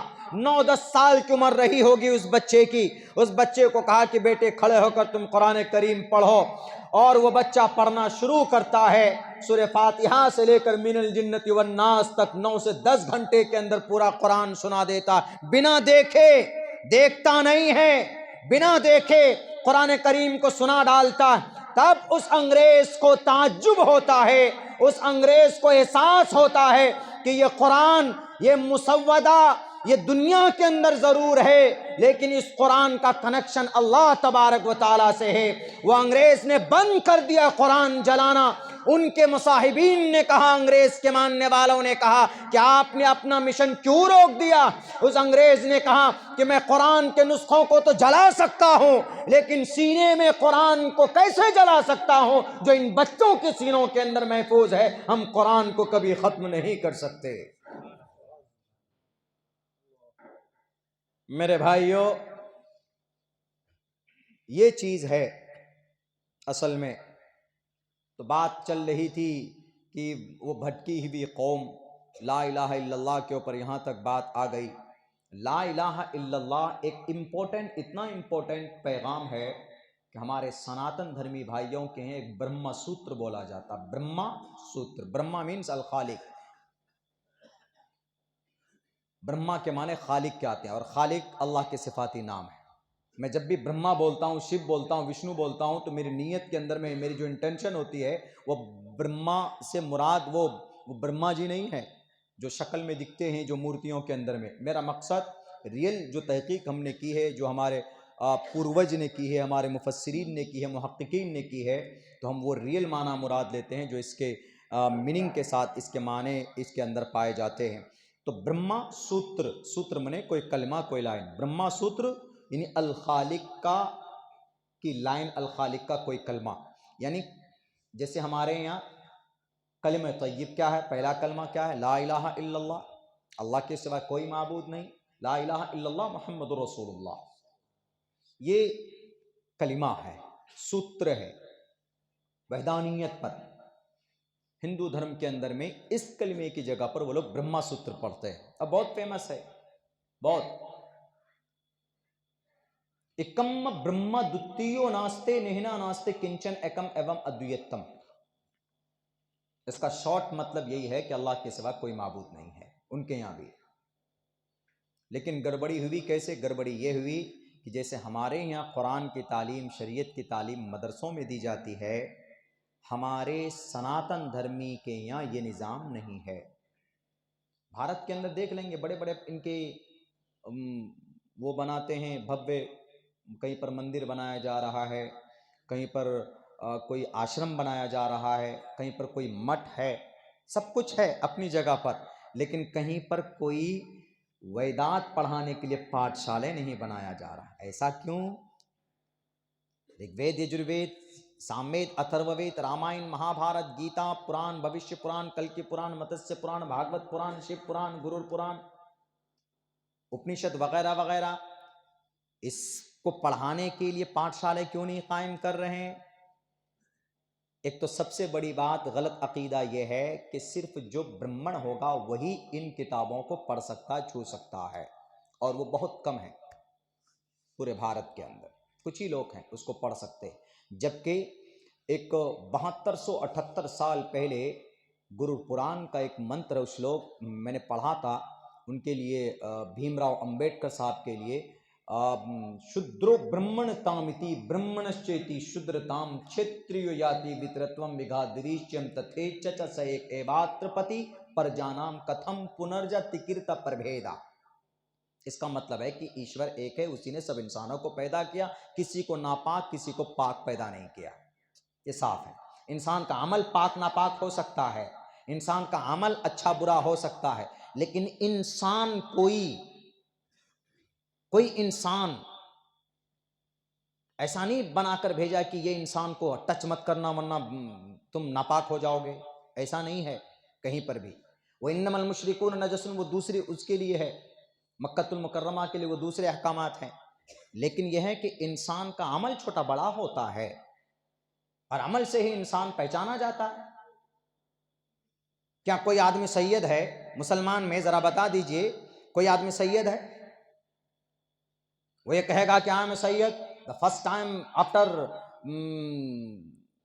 مرنے کے بعد first time I will enter the paradise, سب سے پہلے میں جاؤں گا بیکاز آئی ایم سید، میں سید ہوں، میں سب سے پہلے مرنے کے بعد جنت جاؤں گا۔ نماز کا پتہ ہی نہیں، روزے کا پتہ نہیں، حج کا پتہ نہیں، مرنے کے بعد جنت جاؤں گا۔ مرغا بنا کر پیٹے جاؤ گے، بندر کی طرح لال کر دیا جائے گا مار مار کر۔ کوئی نبی، کوئی ولی، کوئی پیر و پیغمبر بنا نماز کے ولی نہیں ہو سکتا۔ اسی لیے نماز جو نظام ہے سب کے لیے ہے۔ اللہ کو قریب کرنا چاہتے ہو تو جو نظام قرآن میں شریعت میں پیش کیا گیا اس کو فالو کرنا ہوگا، اس کو ماننا ہوگا جو ضروری ہے۔ ایمان اللہ کی ذات پر رکھنا پڑے گا، تبھی۔ ایسا نہیں کامی مسلم نہیں چلے گا، کامی مسلم نامی مسلم نہیں، کامی مسلم بنی، یعنی کم پرست بننا ہے، نام پرست نہیں بننا۔ آئی ایم سید، بہت سے لوگ کہتے ہیں آئی ایم پٹھان،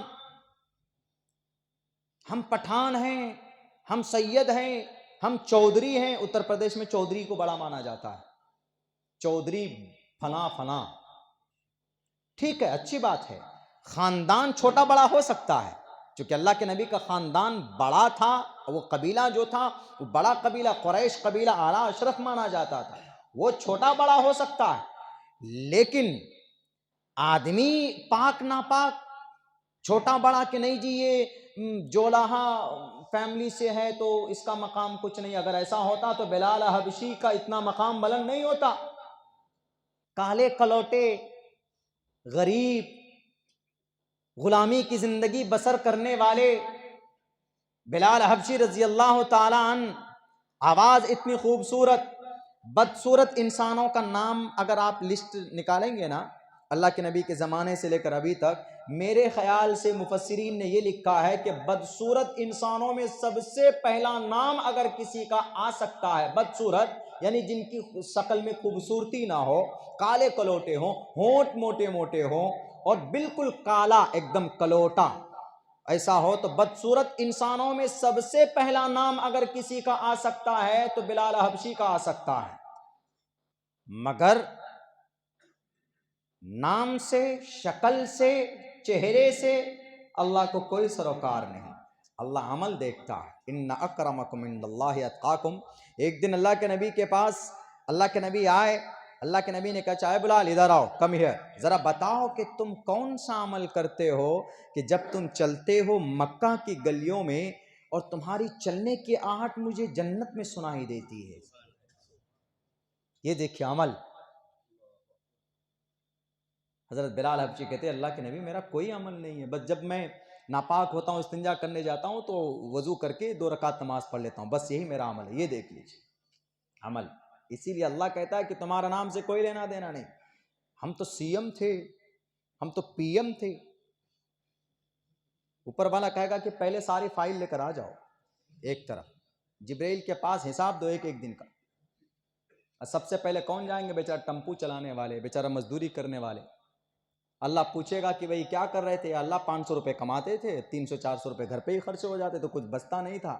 اچھا ٹھیک ہے تمہارا معاملہ کلیئر رہ جاؤ۔ جو لوگ بڑے تھے، کون تم؟ سید؟ اچھا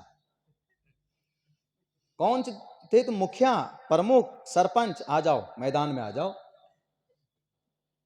تو ہمارے یہاں ایک بڑے 40-45 سال سے رہے وہ سیاست میں نام نہیں لوں گا، لیکن انہوں نے علاقے کے لیے کچھ نہیں کیا۔ عموماً ایسا ہوتا ہے سیاسی لوگ جو ہوتے ہیں جب سیاست میں بڑے مقام پہ جاتے ہیں تو وہ سب سے پہلے قوم سے ہی رشتہ ٹوٹ جاتا ان کا، بس وہ سمجھتے ہیں کہ ہم آدھے خدا بن گئے۔ تو جب ان کا انتقال ہوا تو لوگ کہنے لگے کہ یہ شروع سے، ان کی ایک خوبصورت بات یہ تھی کہ وہ شروع سے سیاست میں گئے، یعنی ممبر سے شروعات کی انہوں نے۔ ہمارے یہاں ممبر سے شروعات کرتے ہیں، وارڈ ممبر سے، وارڈ ممبر کے بعد سرپنچ بنے، پھر مکھیا بنے، پھر ضلع پرشد بنے، پھر ودھائک بنے، اس کے بعد ایم پی بنے، پھر گرہ راجیہ منتری بھی بنے۔ وہ بتائیے اتنا لمبی جرنی کی۔ تو ہمارے وہاں کے لوگ کیا بولتے ہیں ان کے بارے میں؟ کہاں ابھی پتہ چل رہا ہوگا، ابھی تو ان کا جو ممبر والا فائل ہے وہی نہیں نمٹا ہوگا، ابھی گرہ راجیہ منتری تک کی فائل تو دور کی بات، ابھی وہیں پر اٹکے ہوں گے۔ تو بہرکیف اللہ کے نظر میں عمل دیکھا جاتا ہے، اللہ کے نظر میں کوئی رنگ روپ نہیں، عمل دیکھا جاتا ہے۔ تو یہ جو بنا دیا گیا، کیوں نہیں؟ جب مندر بنایا جا سکتا ہے کروڑوں روپے کا، تو رگ وید کی تعلیم کو عام کرنے کے لیے، یجروید کی بھوشیوانی کو عام کرنے کے لیے پاٹھ شالے کیوں نہیں بنایا جاتا؟ بنائیے۔ کیوں کچھ گنے چنے لوگ پڑھیں گے ویدوں کو، رگ وید کو، یجروید کو، سام وید کو، اتھرو وید کو، رامائن، مہا بھارت، گیتا کو سب پڑھے جیسے ہمارے یہاں پڑھا جاتا ہے۔ سید کا بیٹا ہوگا وہ بھی قرآن پڑھے گا، انصاری کا بیٹا ہوگا تو وہ بھی قرآن پڑھے گا، فقیر کا بیٹا ہوگا تو وہ بھی قرآن پڑھے گا، امیر کا، غریب کا، کوئی بھی ہو، ہر کوئی نماز پڑھنے کے لیے آتا ہے تو ایک ہی صف میں کھڑا ہوتا ہے۔ یہ پیغام کس کا ہے؟ نبی پاک علیہ الصلوۃ والسلام کی طرف سے بتایا ہوا ہے، ان اکرمکم عند اللہ اتقاکم، اللہ تبارک و تعالیٰ کی نظر میں تم میں سب سے زیادہ محترم اور عزت دار وہ ہے جو سب سے زیادہ تم میں اللہ تبارک و تعالیٰ سے ڈرنے والا ہو۔ تو بہرکیف میرے بھائیوں، یہ چیز ہمارے اور ہندو بھائیوں کے اندر میں گڑبڑی یہی ہو گئی کہ ہمارے بیچ میں الحمدللہ ہماری شریعت کو بتانے والے ہمارے علماء کرام ہیں، ہمارے قرآن کریم کی تعلیمات کو عام کرنے کے لیے ہمارے مدارس ہیں۔ اسی لیے مدارس کا باقی رہنا ضروری ہے۔ مدرسہ باقی رہے گا تو صحیح شریعت ہم تک پہنچتی رہے گی، اسلام باقی رہے گا۔ مدارس بند تو شریعت کا پیغام صحیح ملنا بند ہو جائے گا۔ آپ صرف 25 سال کے لیے مدرسہ بند کر دیجئے، صرف 25 سال کے لیے۔ جیسے 33 کروڑ دیوی دیوتاؤں کو وہ لوگ پوجا کرتے ہیں، 25 سال کے بعد جو نئی نسل آئے گی نا ہماری، جو صرف سوشل میڈیا پہ، جو صرف وہ سلمان خان، شاہ رخ خان کے ڈانس کو دیکھ کر کے اپنی زندگی کے فیصلے کرتے ہیں، جو صرف اب موبائلوں میں ان کا وقت گزرتا ہے، ان کو نہیں فرصت، ان کو نہیں فکر کہ ایمان کیا ہے، ان کو نہیں ہے چنتا کہ ہمارے نبی کی قربانی کیا ہے، حضرت سمیہ کی قربانی کیا، نہیں فکر ہے ان کو۔ وہ آنے والے 25 سال کے بعد میں وہ 33 کروڑ نہیں 33 ارب خداؤں کا عقیدہ لے کر بیٹھا ہوا ملے گا آپ کو۔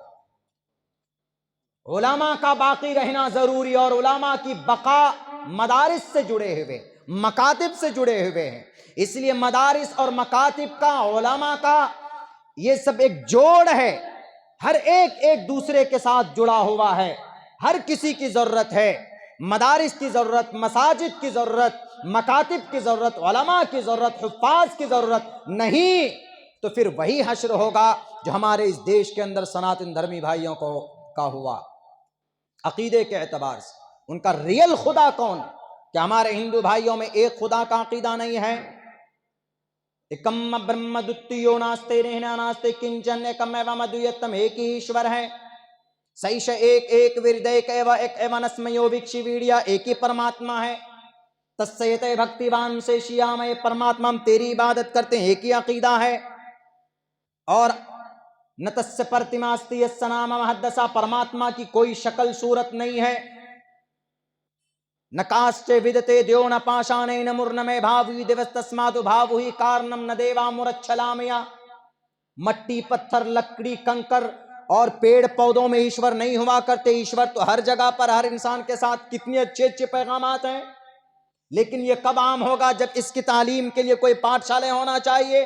لیکن نہیں جناب، یہاں پر تو بس وہی جو گیروے رنگ کے کپڑے پہنے ہوئے ہوں گے، جہاں پر چلے گا کہ بھئی ان کا وہاں پر بازار گرم ہونے والا ہے، وہیں پر وہ لوگ اپنا سب کچھ اس طرح کا وہ کرتے ہیں۔ میں آج کہتا ہوں ہمارے بھارت کے ہمارے ہندو بھائیوں سے کہ بھئی آپ کو اگر صحیح میں نالج چاہیے، صحیح پیغام چاہیے ایشور کا، جو ایشور کے پیغام پر عمل کر کے آپ ایشور کو راضی کر سکتے ہو، تو آپ پڑھیے اپنے ویدات کو، اچھے پیغامات آج بھی موجود ہے بہت ساری جگہوں کے اوپر۔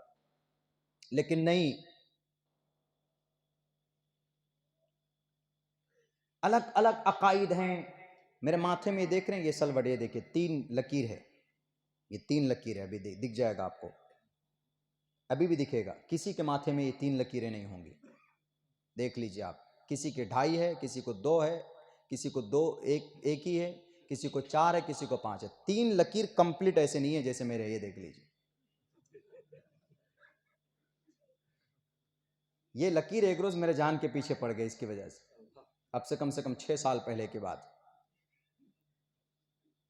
بدعقیدگی دیکھیے، حالانکہ شاستروں میں نہیں ہے، ہمارے ہندو بھائیوں کے یہاں عقیدہ ہے کہ شیو جی کے انگ کے جو ٹکڑے ہوئے تو وہ انگ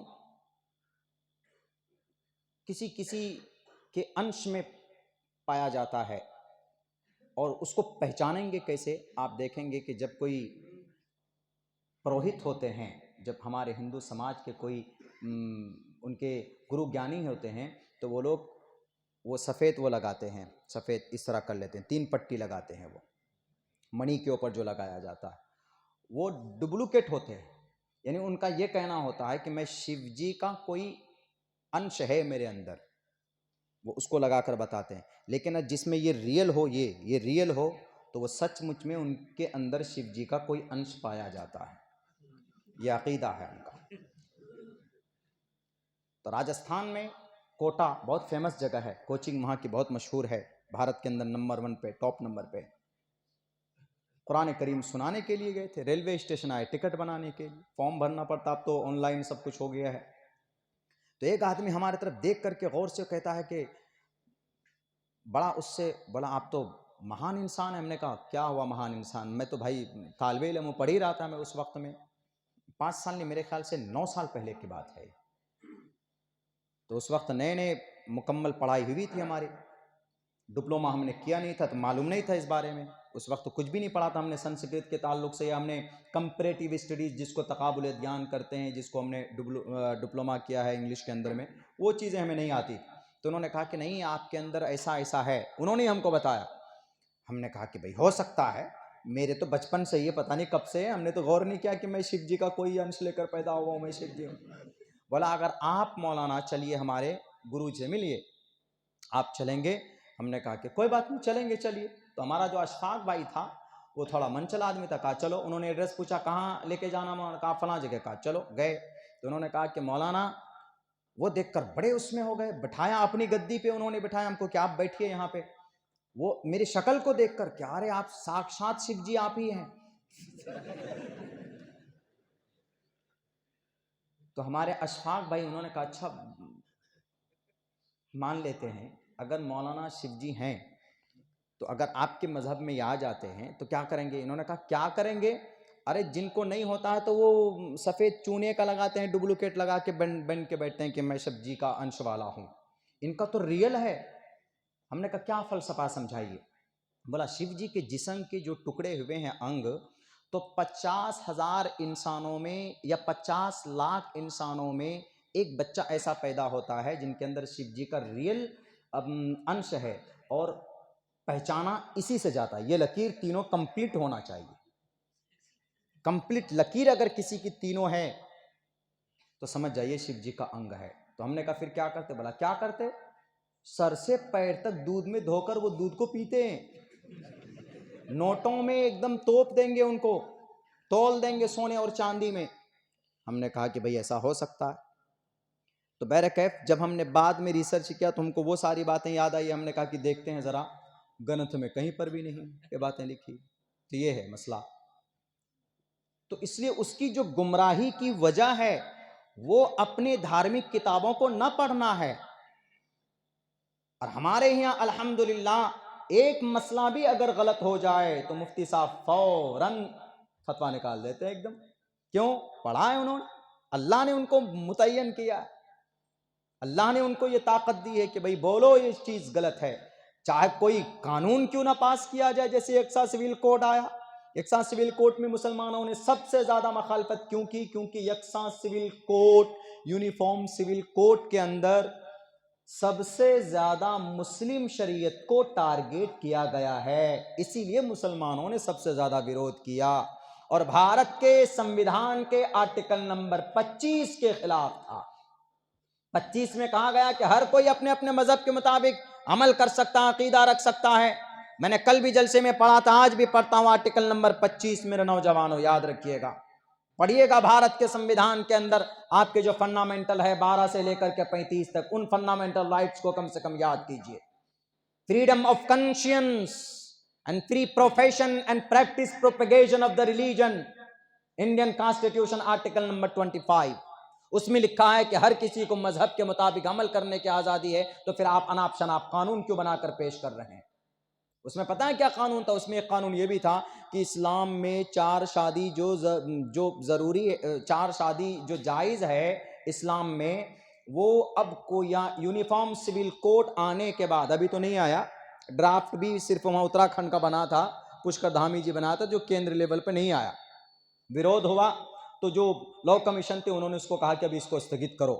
لیکن اگر آتا تو کیا ہوتا؟ جو چار شادی والے ہیں ان کو سب کو ختم کرنا ہوتا، ایک کی کو رکھنا پڑتا۔ تو انہوں نے کہا کہ اسلام میں جو چار شادی کا پراودھان ہے بس ایک ہی رہ جائے گا، ایک ہی بیوی دوسری شادی نہیں کر سکتا، کوئی بھی مسلمان ایک ہی بیوی سے مطلب ایک ہی شادی کر سکتا ہے۔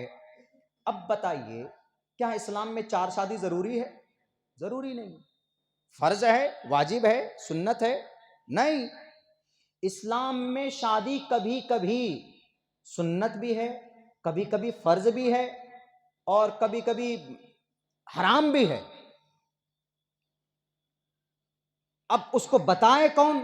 ہمارے علماء ہی بتا سکیں گے، لیکن ان کو پتہ ہی نہیں، جنہوں نے کی نہ ہو، جنہوں نے بیویوں کو چھوڑ کے رکھا ہوا اور کسی نے تو کیا ہی نہیں ہے۔ اتر پردیش میں لال بجکر صاحب، ان کو کیا پتا بیوی کا کیا مقام و مرتبہ۔ اب وہ لے کر کے آئے، اب بتائیے اسلام میں، تب ہمارے علماء کرام نے سمجھایا کہ ارے اسلام میں چار شادی ضروری نہیں ہے، آپشن ہے۔ اگر کوئی آدمی کسی کی بیوی مثال کے طور پر بیمار پڑ جائے، مہلک بیماری لاحق ہو جائے، اب اس کا شوہر ہے کہ وہ اپنی ضرورت پوری کرنا چاہتا ہے، کہاں جائے گا وہ منہ مارنے کے لیے؟ اسی لیے اسلام نے کہا کہ اب پہلی بیوی اس کی بیمار ہے، ضرورت پوری نہیں کر سکتی ہے، تو اب اس کو اجازت ہے کہ دوسری شادی یہ کر سکتا ہے گناہ سے بچنے کے لیے، ورنہ کہیں پروسٹیٹیوٹ کے پاس جائے گا، طوائفوں کے گھر کے چکر لگائے گا۔ اس سے بچنے کے لیے تو بہتر ہے کسی عورت کے ساتھ نکاح کر لو، سمان دو، عزت دو، ان کا گھر بھی بچ جائے گا۔ ایک یہ ہے کہ اگر کوئی شادی کی کسی نے، عورت بانجھ نکل گئی، ایک بھی اولاد نہیں، اس کو پریشان ہو گئے دونوں میاں بیوی، ہسبینڈ وائف، لیکن اب بچہ ہوتا ہی نہیں ہے، کوئی اولاد نصیب نہیں ہوئی، تو ایسی صورت میں کیا کریں گے؟ ایسی صورت میں دونوں اپنی رضامندی سے شوہر کو اس کی بیوی اجازت دے سکتی ہے کہ آپ ایک کام کیجئے، ایسا بہت ہوتا ہے، ہم نے دیکھا ہے، بہت ہوتا ہے کہ بھئی ہم سے تو نہیں ہو رہا ہے، ہمارے اندر کمی ہے، آپ دوسری شادی کر لیجئے، کم سے کم اس سے ہماری نسل تو آگے بڑھے گی۔ یہ آپشن ہے اسلام میں، ضروری نہیں ہے۔ ایک کو سنبھالنا مشکل ہو جاتا ہے تو دو کہاں سے کریں گے؟ ارے یہ ایک آپشن ہے۔ دوسری، تیسری، چوتھی، فَانكِحُوا مَا طَابَ لَكُم مِّنَ النِّسَاءِ مَثْنَىٰ وَثُلَاثَ وَرُبَاعَ، نہیں سوچا نہ سمجھا، ایک ہی کرو گے جی، دوسری کر نہیں سکتے آپ۔ ہاں، اس پہ بھی قانون بننا چاہیے کہ جو بیوی کو چھوڑ دیا ہے شادی کر کے، اس کے اوپر کون سا قانون لاگو ہونا چاہیے، ان پہ بھی قانون لاگو ہونا چاہیے نا۔ بیوی کو شادی کرنے کے بعد نان نفقہ ضروری ہے۔ اسلام تو کتنا اچھا آپشن پیش کرتا ہے کہ شادی جس دن ہوئی، جس دن قبلتو بولا، اسی دن بیوی کا ٹوٹل خرچ تمہارے ذمے، نان نفقہ۔ یہ نہیں کہ جناب آپ کرسی پر بیٹھ جاؤ اور بیوی کو کھیتوں میں بھیج دو کہ جاؤ، ایسا نہیں ہوگا۔ اسلام کہتا ہے کہ نہیں، اسلام کا مزاج اتنا بہتر اور اچھا ہے کہ اگر آپ اچھا کھاتے ہو تو بیوی کو اچھا کھلاؤ، آپ اچھے کپڑے پہنتے ہو تو بیوی کو کرو، نہیں تم پہنتے لیکن بیوی کو خوش کرنے کے لیے کم سے کم اپنی وسعت کے مطابق ان کو شاپنگ کراؤ، اپنی وسعت کے مطابق ان کے ساتھ فراغ دلی سے کام لو۔ اللہ کے نبی علیہ السلام نے یہی پیغام دیا ہے پوری دنیا کے اندر۔ ایک مرتبہ حضرت عائشہ نے پوچھا، غالباً کسی اور ازواج مطہرات نے اللہ کے نبی سے پوچھا، بلکہ فاطمہ کے ذریعے معلوم کروایا کہ ارے اللہ کے نبی کی بیک وقت 9 بیوی ہے، ذرا پوچھو تو اللہ کے نبی سب سے زیادہ محبت کس سے کرتے ہیں، ذرا جاؤ پوچھو ذرا۔ اب محمد رسول اللہ وہاں پر ایک تو نہیں بول سکتے کہ بھئی میں تم سے کر رہا ہوں، اگر ایک کو بول دیے تو پھر ادھر 8 کے 8 ڈنڈا لے کے کھڑی ہو جائیں گے ادھر، اچھا ہم کس لیے؟ تو دیکھیے نبی تو نبی ہیں، جناب محمد رسول اللہ جھوٹ بھی نہیں بول سکتے صلی اللہ علیہ وسلم۔ تو آپ علیہ السلام نے ایک فارمولہ اپنایا، کہا بیٹی میں اس سوال کا جواب بتاؤں گا، جاؤ بتا دینا سب کو۔ آپ ایک ایک کھجور لیتے، رات کو بیوی کے پاس جاتے، سب کے پاس گئے اور سب کو کھجور دے کر کے یہ کہا کہ محترمہ میں آپ سے بہت پیار کرتا ہوں، سب کو۔ اس کے بعد پھر دوسری بیوی کے پاس گئے، تیسری بیوی کے پاس گئے اور سب کو ایک کھجور دیا اور یہ بھی وعدہ کروایا کہ کسی کو بولنا مت، ورنہ دوسری کھڑی ہو جائیں گی. کسی کو مت بولنا کھجور کھا لینا، بس میں تم سے بہت محبت کرتا ہوں. 9 کے پاس گئے.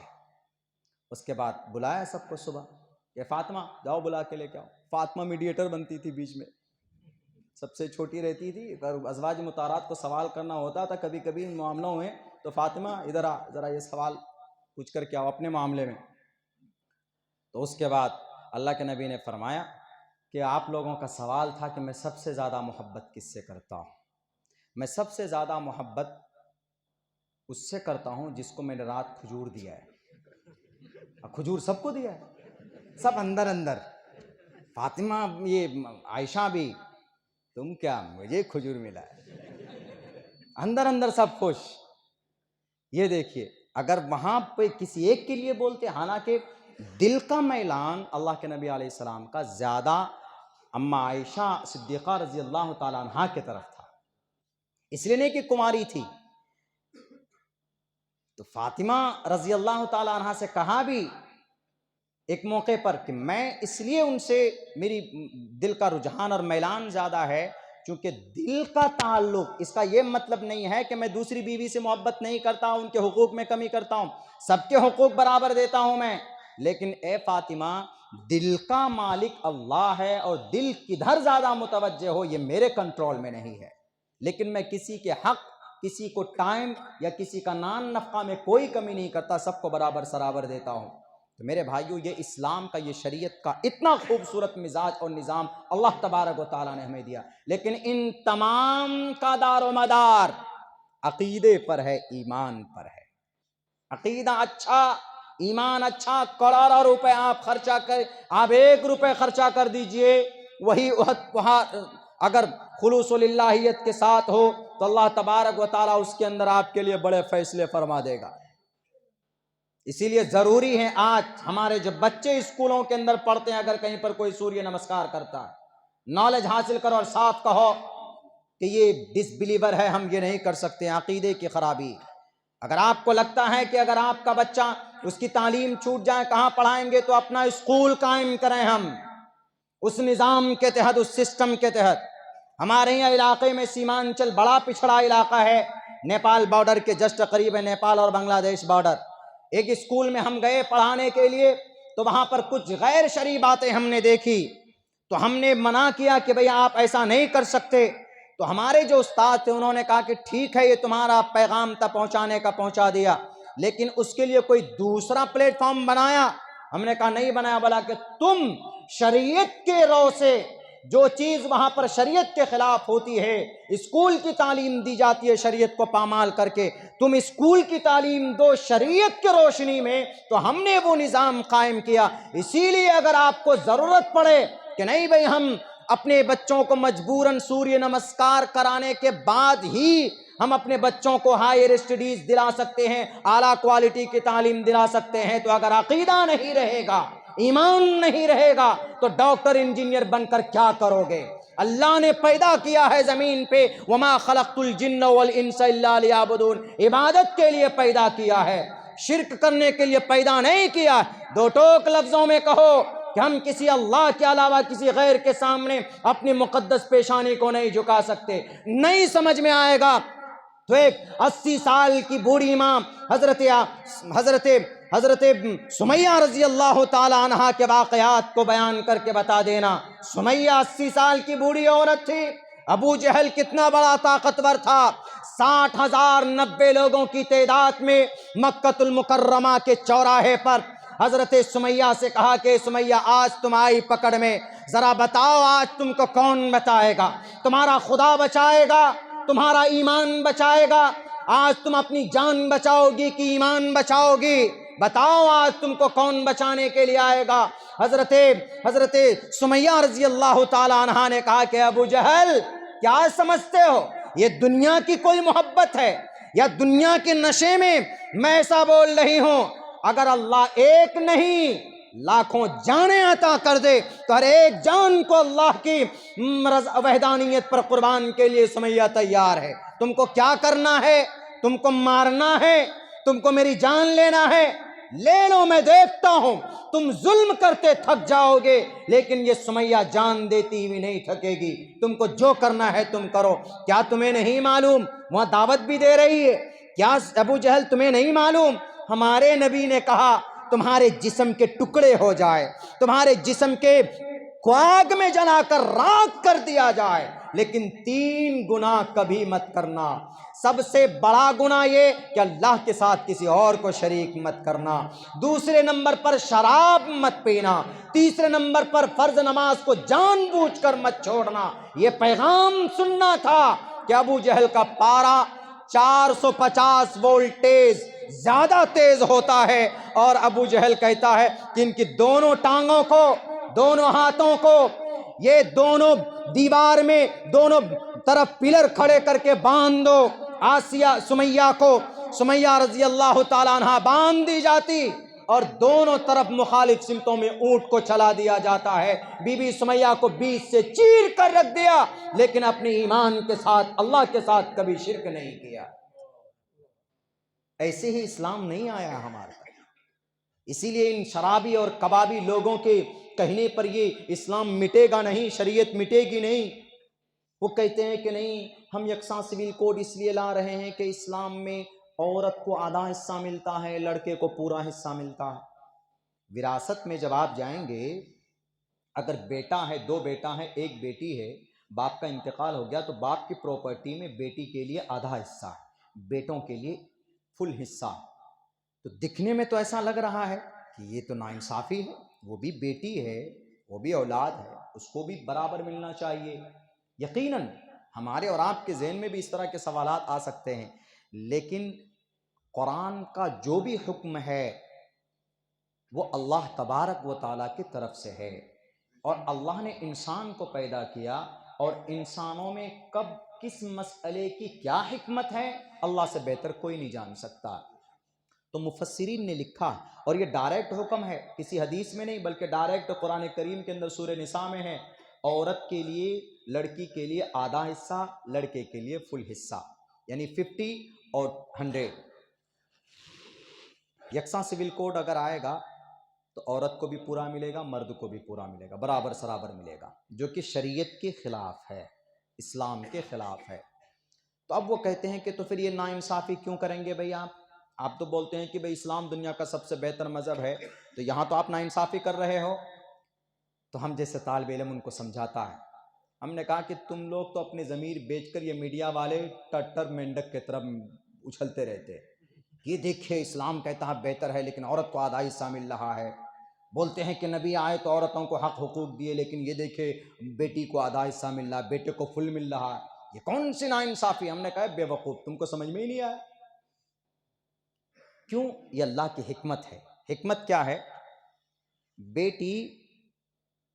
بیٹی پر کوئی خرچہ ہے؟ کوئی خرچہ نہیں۔ جب باپ کے گھر میں ہے تو باپ بھائی کے ذمہ اس کا خرچہ، جب شادی ہو جاتی ہے تو اس کا خرچہ کس کے اوپر؟ شوہر کے اوپر۔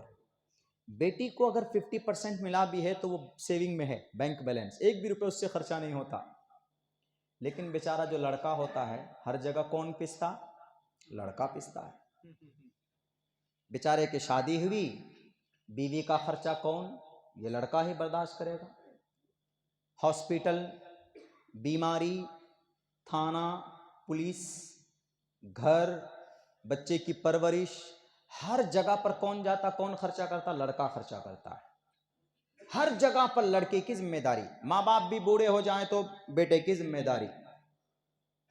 عورت کو اگر کچھ بہتر چاہیے تو اسی کو، اپنے شوہر کو ہی، اسی کو کہے گی۔ اب یہ بیچارہ جو لڑکا ہے، پوری دنیا کی ذمہ داری اور خرچ لڑکے کے ذمہ ہے، اور ادھر لڑکی کے ذمہ بالکل بھی نہیں ہے۔ تو اسی لیے اللہ نے کہا کہ جب وہ بیچارہ ہمیشہ ہر جگہ پر بلی کا بکرا بنتا ہے، ہر جگہ پر وہی بیچارہ کھٹتا ہے، خرچ کرتا ہے، تو اس کو 50% بڑھا کر دو۔ اور بیٹی کا کوئی خرچ ہی نہیں ہے، بیٹی کے اوپر کوئی خرچ نہیں ہے، کوئی خرچ عورت کے اوپر نہیں رکھا ہے، سب مرد کے اوپر رکھا ہے۔ اسی لیے پھر بھی ان کی دل جوئی کے لیے اللہ کہتا ہے کہ ان کو 50% کم سے کم دے ہی دو۔ یہ نظام، یہ سسٹم ہے، یہ حکمت ہے۔ نہیں آئے عورت کا مقام مرتبہ کہتے ہیں کہ بالکل اللہ کے نبی نے بلند کیا ہے، بیٹی کی پرورش کرو گے تو جنت میں میرے ساتھ ایسے رہو گے، بالکل صحیح بات ہے، یہ صرف قرآن میں نہیں ہے۔ یتر نار یستو پوجنتے رمنتے تتر دیوتا تتر تاستو نہ پوجنتے نہ رمنتے نہ تتر دیوتا۔ ناری کی عزت کرو گے تو ایشور آئے گا، ناری کی عزت نہیں کرے گا تو ایشور بھاگ جائے گا۔ اب بھاگ گیا ہمارے ملک ہندوستان سے ایشور، یا ناری کی عزت نہیں ہو رہی، یقیناً نہیں ہو رہی۔ خواہ مخواہ نام کے بعد ٹرک کے اوپر لکھوا دینے سے نہیں ہوگا بیٹی بچاؤ بیٹی پڑھاؤ، لکھنے سے نہیں ہوگا، بلکہ عملی جامہ پہنانا ہوگا۔ اگر عملی اعتبار سے عورت کو کسی نے عزت اور سمان دیا ہے تو مذہب اسلام کے اندر شریعت اسلام نے عزت اور سمان دیا۔ میرے بھائیو، بہت ساری باتیں کرنے کی تو بہت ساری باتیں ہیں، لیکن یہ ہے کہ یہ بیسک چیز جس پر میں نے فوکس کیا ہے، عقیدہ، بس اس کو کم سے کم مضبوط کیجئے اور اس کو پیور کیجئے۔ ہر چیز کا مالک اللہ تبارک و تعالی ہے، ہمیں اسی ایک اللہ تبارک و تعالیٰ کے طرف اسی سے مانگنا چاہیے۔ ہمارے بچے اگر کسی اسکول میں جا کر سوریہ نمسکار کرتے ہیں تو بھئی ہماری مائیں بہنیں جو گھروں کے اندر ہیں وہ ان کی تربیت کریں کہ یہ بہت بڑا گناہ ہے، آپ کے ٹوٹل اعمال ختم ہو جائیں گے۔ اللہ سے دعا کرتا ہوں کہ اللہ تبارک و تعالی ہم تمام مسلمانوں کو شرک جیسی مہلک بیماری سے ہم سب کی حفاظت فرمائے اور توحید پرست بنائے، قرآن و سنت کے مطابق زندگی گزارنے کی توفیق دے۔ اور نوجوانوں سے خصوصاً ایک درخواست کروں گا، کل تو پوری تقریر 1.5-2 گھنٹے کی نوجوانوں کے اوپر ہوئی تھی کہ آپ موبائل، سوشل میڈیا، فیس بک، واٹس ایپ، ویب سیریز وغیرہ وغیرہ پر اپنی قیمتی وقت کو ضائع مت کیجیے۔ آپ کو اللہ نے جوانی دی ہے، سب سے بہتر وقت ہے اللہ کے نظر میں، یہ بہتر ٹائم ہے۔ ایک بوڑھے کی نماز اور ایک جوان کی نماز اللہ کے نظر میں جو زیادہ پسندیدہ ہے وہ ایک جوان کی نماز۔ اسی لیے اپنی جوانی کو صحیح راستے پر لگائیے، سوشل میڈیا پر اپنی جوانی کو ضائع مت کیجیے، اور خرافاتی چیزیں ویب سیریز کے ذریعے سے غلط کلچر کو مت اپنائیے۔ ہمارا ایک دوست تھا، آ جاتا ہمارے اسکول میں کبھی کبھی، اور جس دن آتا ہے وہ اتنے ٹی شرٹ پہن کے آتا ہے ایسے پھولتے ہوئے۔ ہم نے کہا کہ ہوا بھر کے آئے ہو کیا؟ بولتا مولانا آپ ہی بتاتے ہیں کہ قوی مومن ہونا چاہیے۔ ہم نے کہا وہ تو اچھی بات ہے، قوی مومن اللہ کو پسند ہے، مومن ہونا ہی پسند نہیں ہے، نماز پڑھتے ہو؟ بولا نا ہاں اس جمعے سے شروع کروں گا۔ جب بھی اس کو کوئی کہتا ہاں اس جمعے سے شروع کروں گا، جمعے سے کیوں، اسی وقت سے کیوں نہیں؟ اس کو یہ چیز تو یاد ہے۔ بولتا ہے کیا مولانا صحت یافتہ صحت مند اللہ کو پسند ہے نا ایسا مومن؟ ہم نے کہا کہ ہاں ہے، لیکن سلمان خان کو دیکھ کر صحت بنانے والا مومن پسند نہیں ہے۔ تو بولا تو ہم نے کہا کہ حضرت موسیٰ جیسی صحت بناؤ، باڈی بناؤ۔ تم کو اگر 6 پیک بنانا ہے تو حضرت موسیٰ اور اللہ کے نبی کو دیکھ کر بناؤ۔ یہ تم جو 6 پیک بنا رہے ہو، یہ جو تم ڈولے شولے دکھا رہے ہو، یہ کس لیے دکھا رہے ہو؟ فلمیں دیکھتے ہو، ان ننگے بدن کے ہیرو کو دیکھتے ہو، یہ تم کو 6 پیک دکھاتا ہے اور انہی سے تم پربھاوت ہو کر مرعوب ہو کر ارے بھائی یہ خوبصورت لگ رہا ہے ویسے بناتے ہو۔ اگر انٹینشن تمہاری صحیح ہو، نیت صحیح ہو کہ حضرت موسیٰ بڑے طاقتور تھے، اتنے طاقتور تھے حضرت موسیٰ کہ آج کل کا یہ جتنے ہیرو، یہ جتنے بھی ڈپلیکیٹ، یہ WWF اور یہ انڈرٹیکر، یہ خلیف علی ہے نا، ایک تھپڑ مار دیا تو یہ پتہ نہیں 3 مرتبہ مریں گے۔ اتنے طاقتور تھے حضرت موسیٰ کہ ایک قبطی کو مارا تھا، ایک ہی تھپڑ مارا تھا وہیں مر گیا تھا۔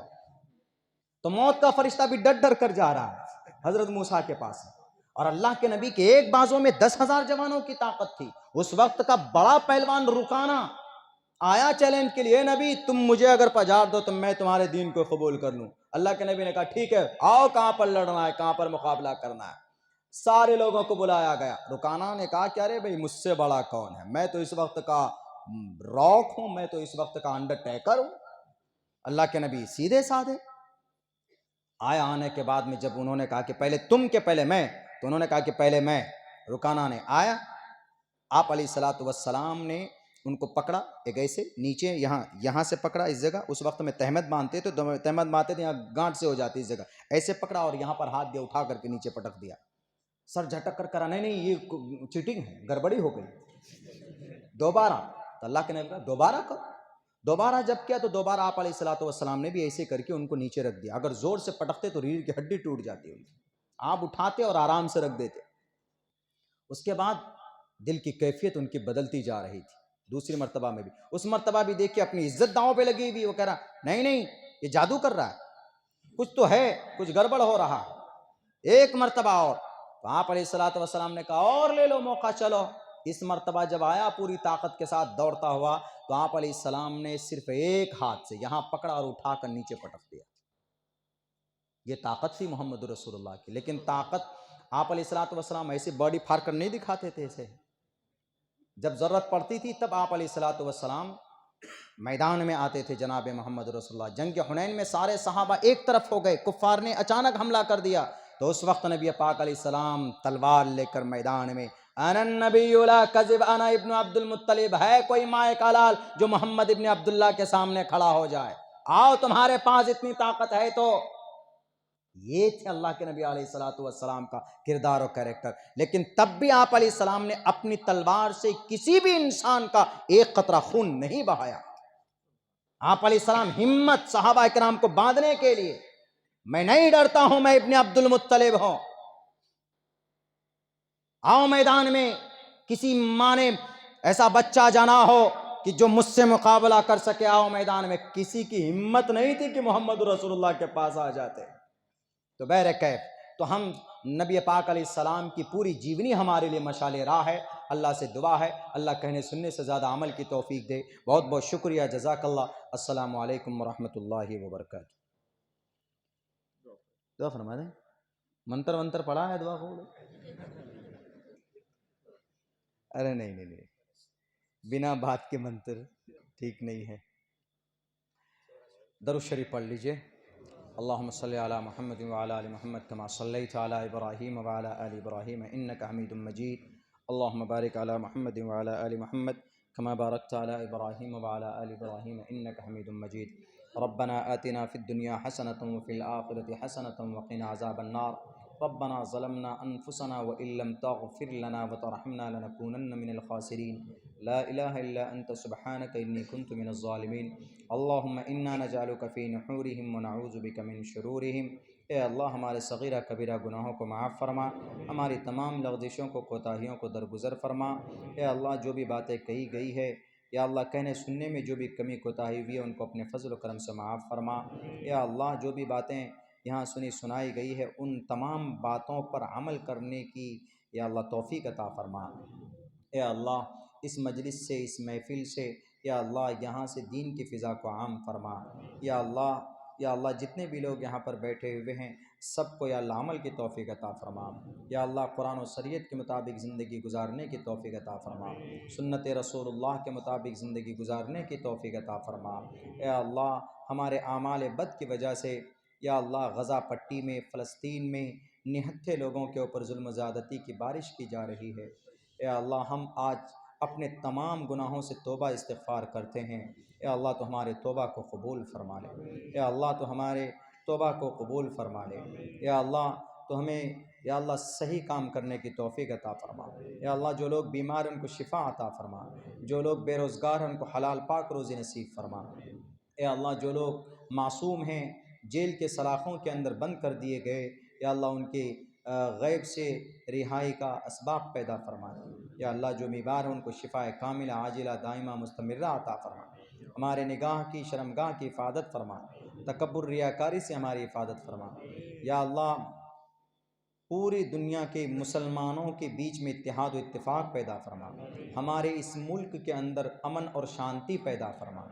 ایک دوسرے سے مل جل کر رہنے کی توفیق عطا فرما.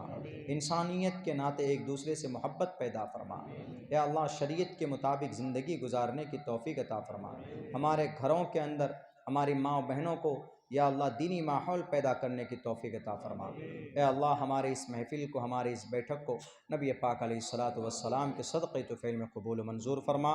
صلی اللہ تبارک و تعالی علی خیر خلقہ محمد و آلہ و اصحابہ اجمعین برحمتک یا ارحم الراحمین.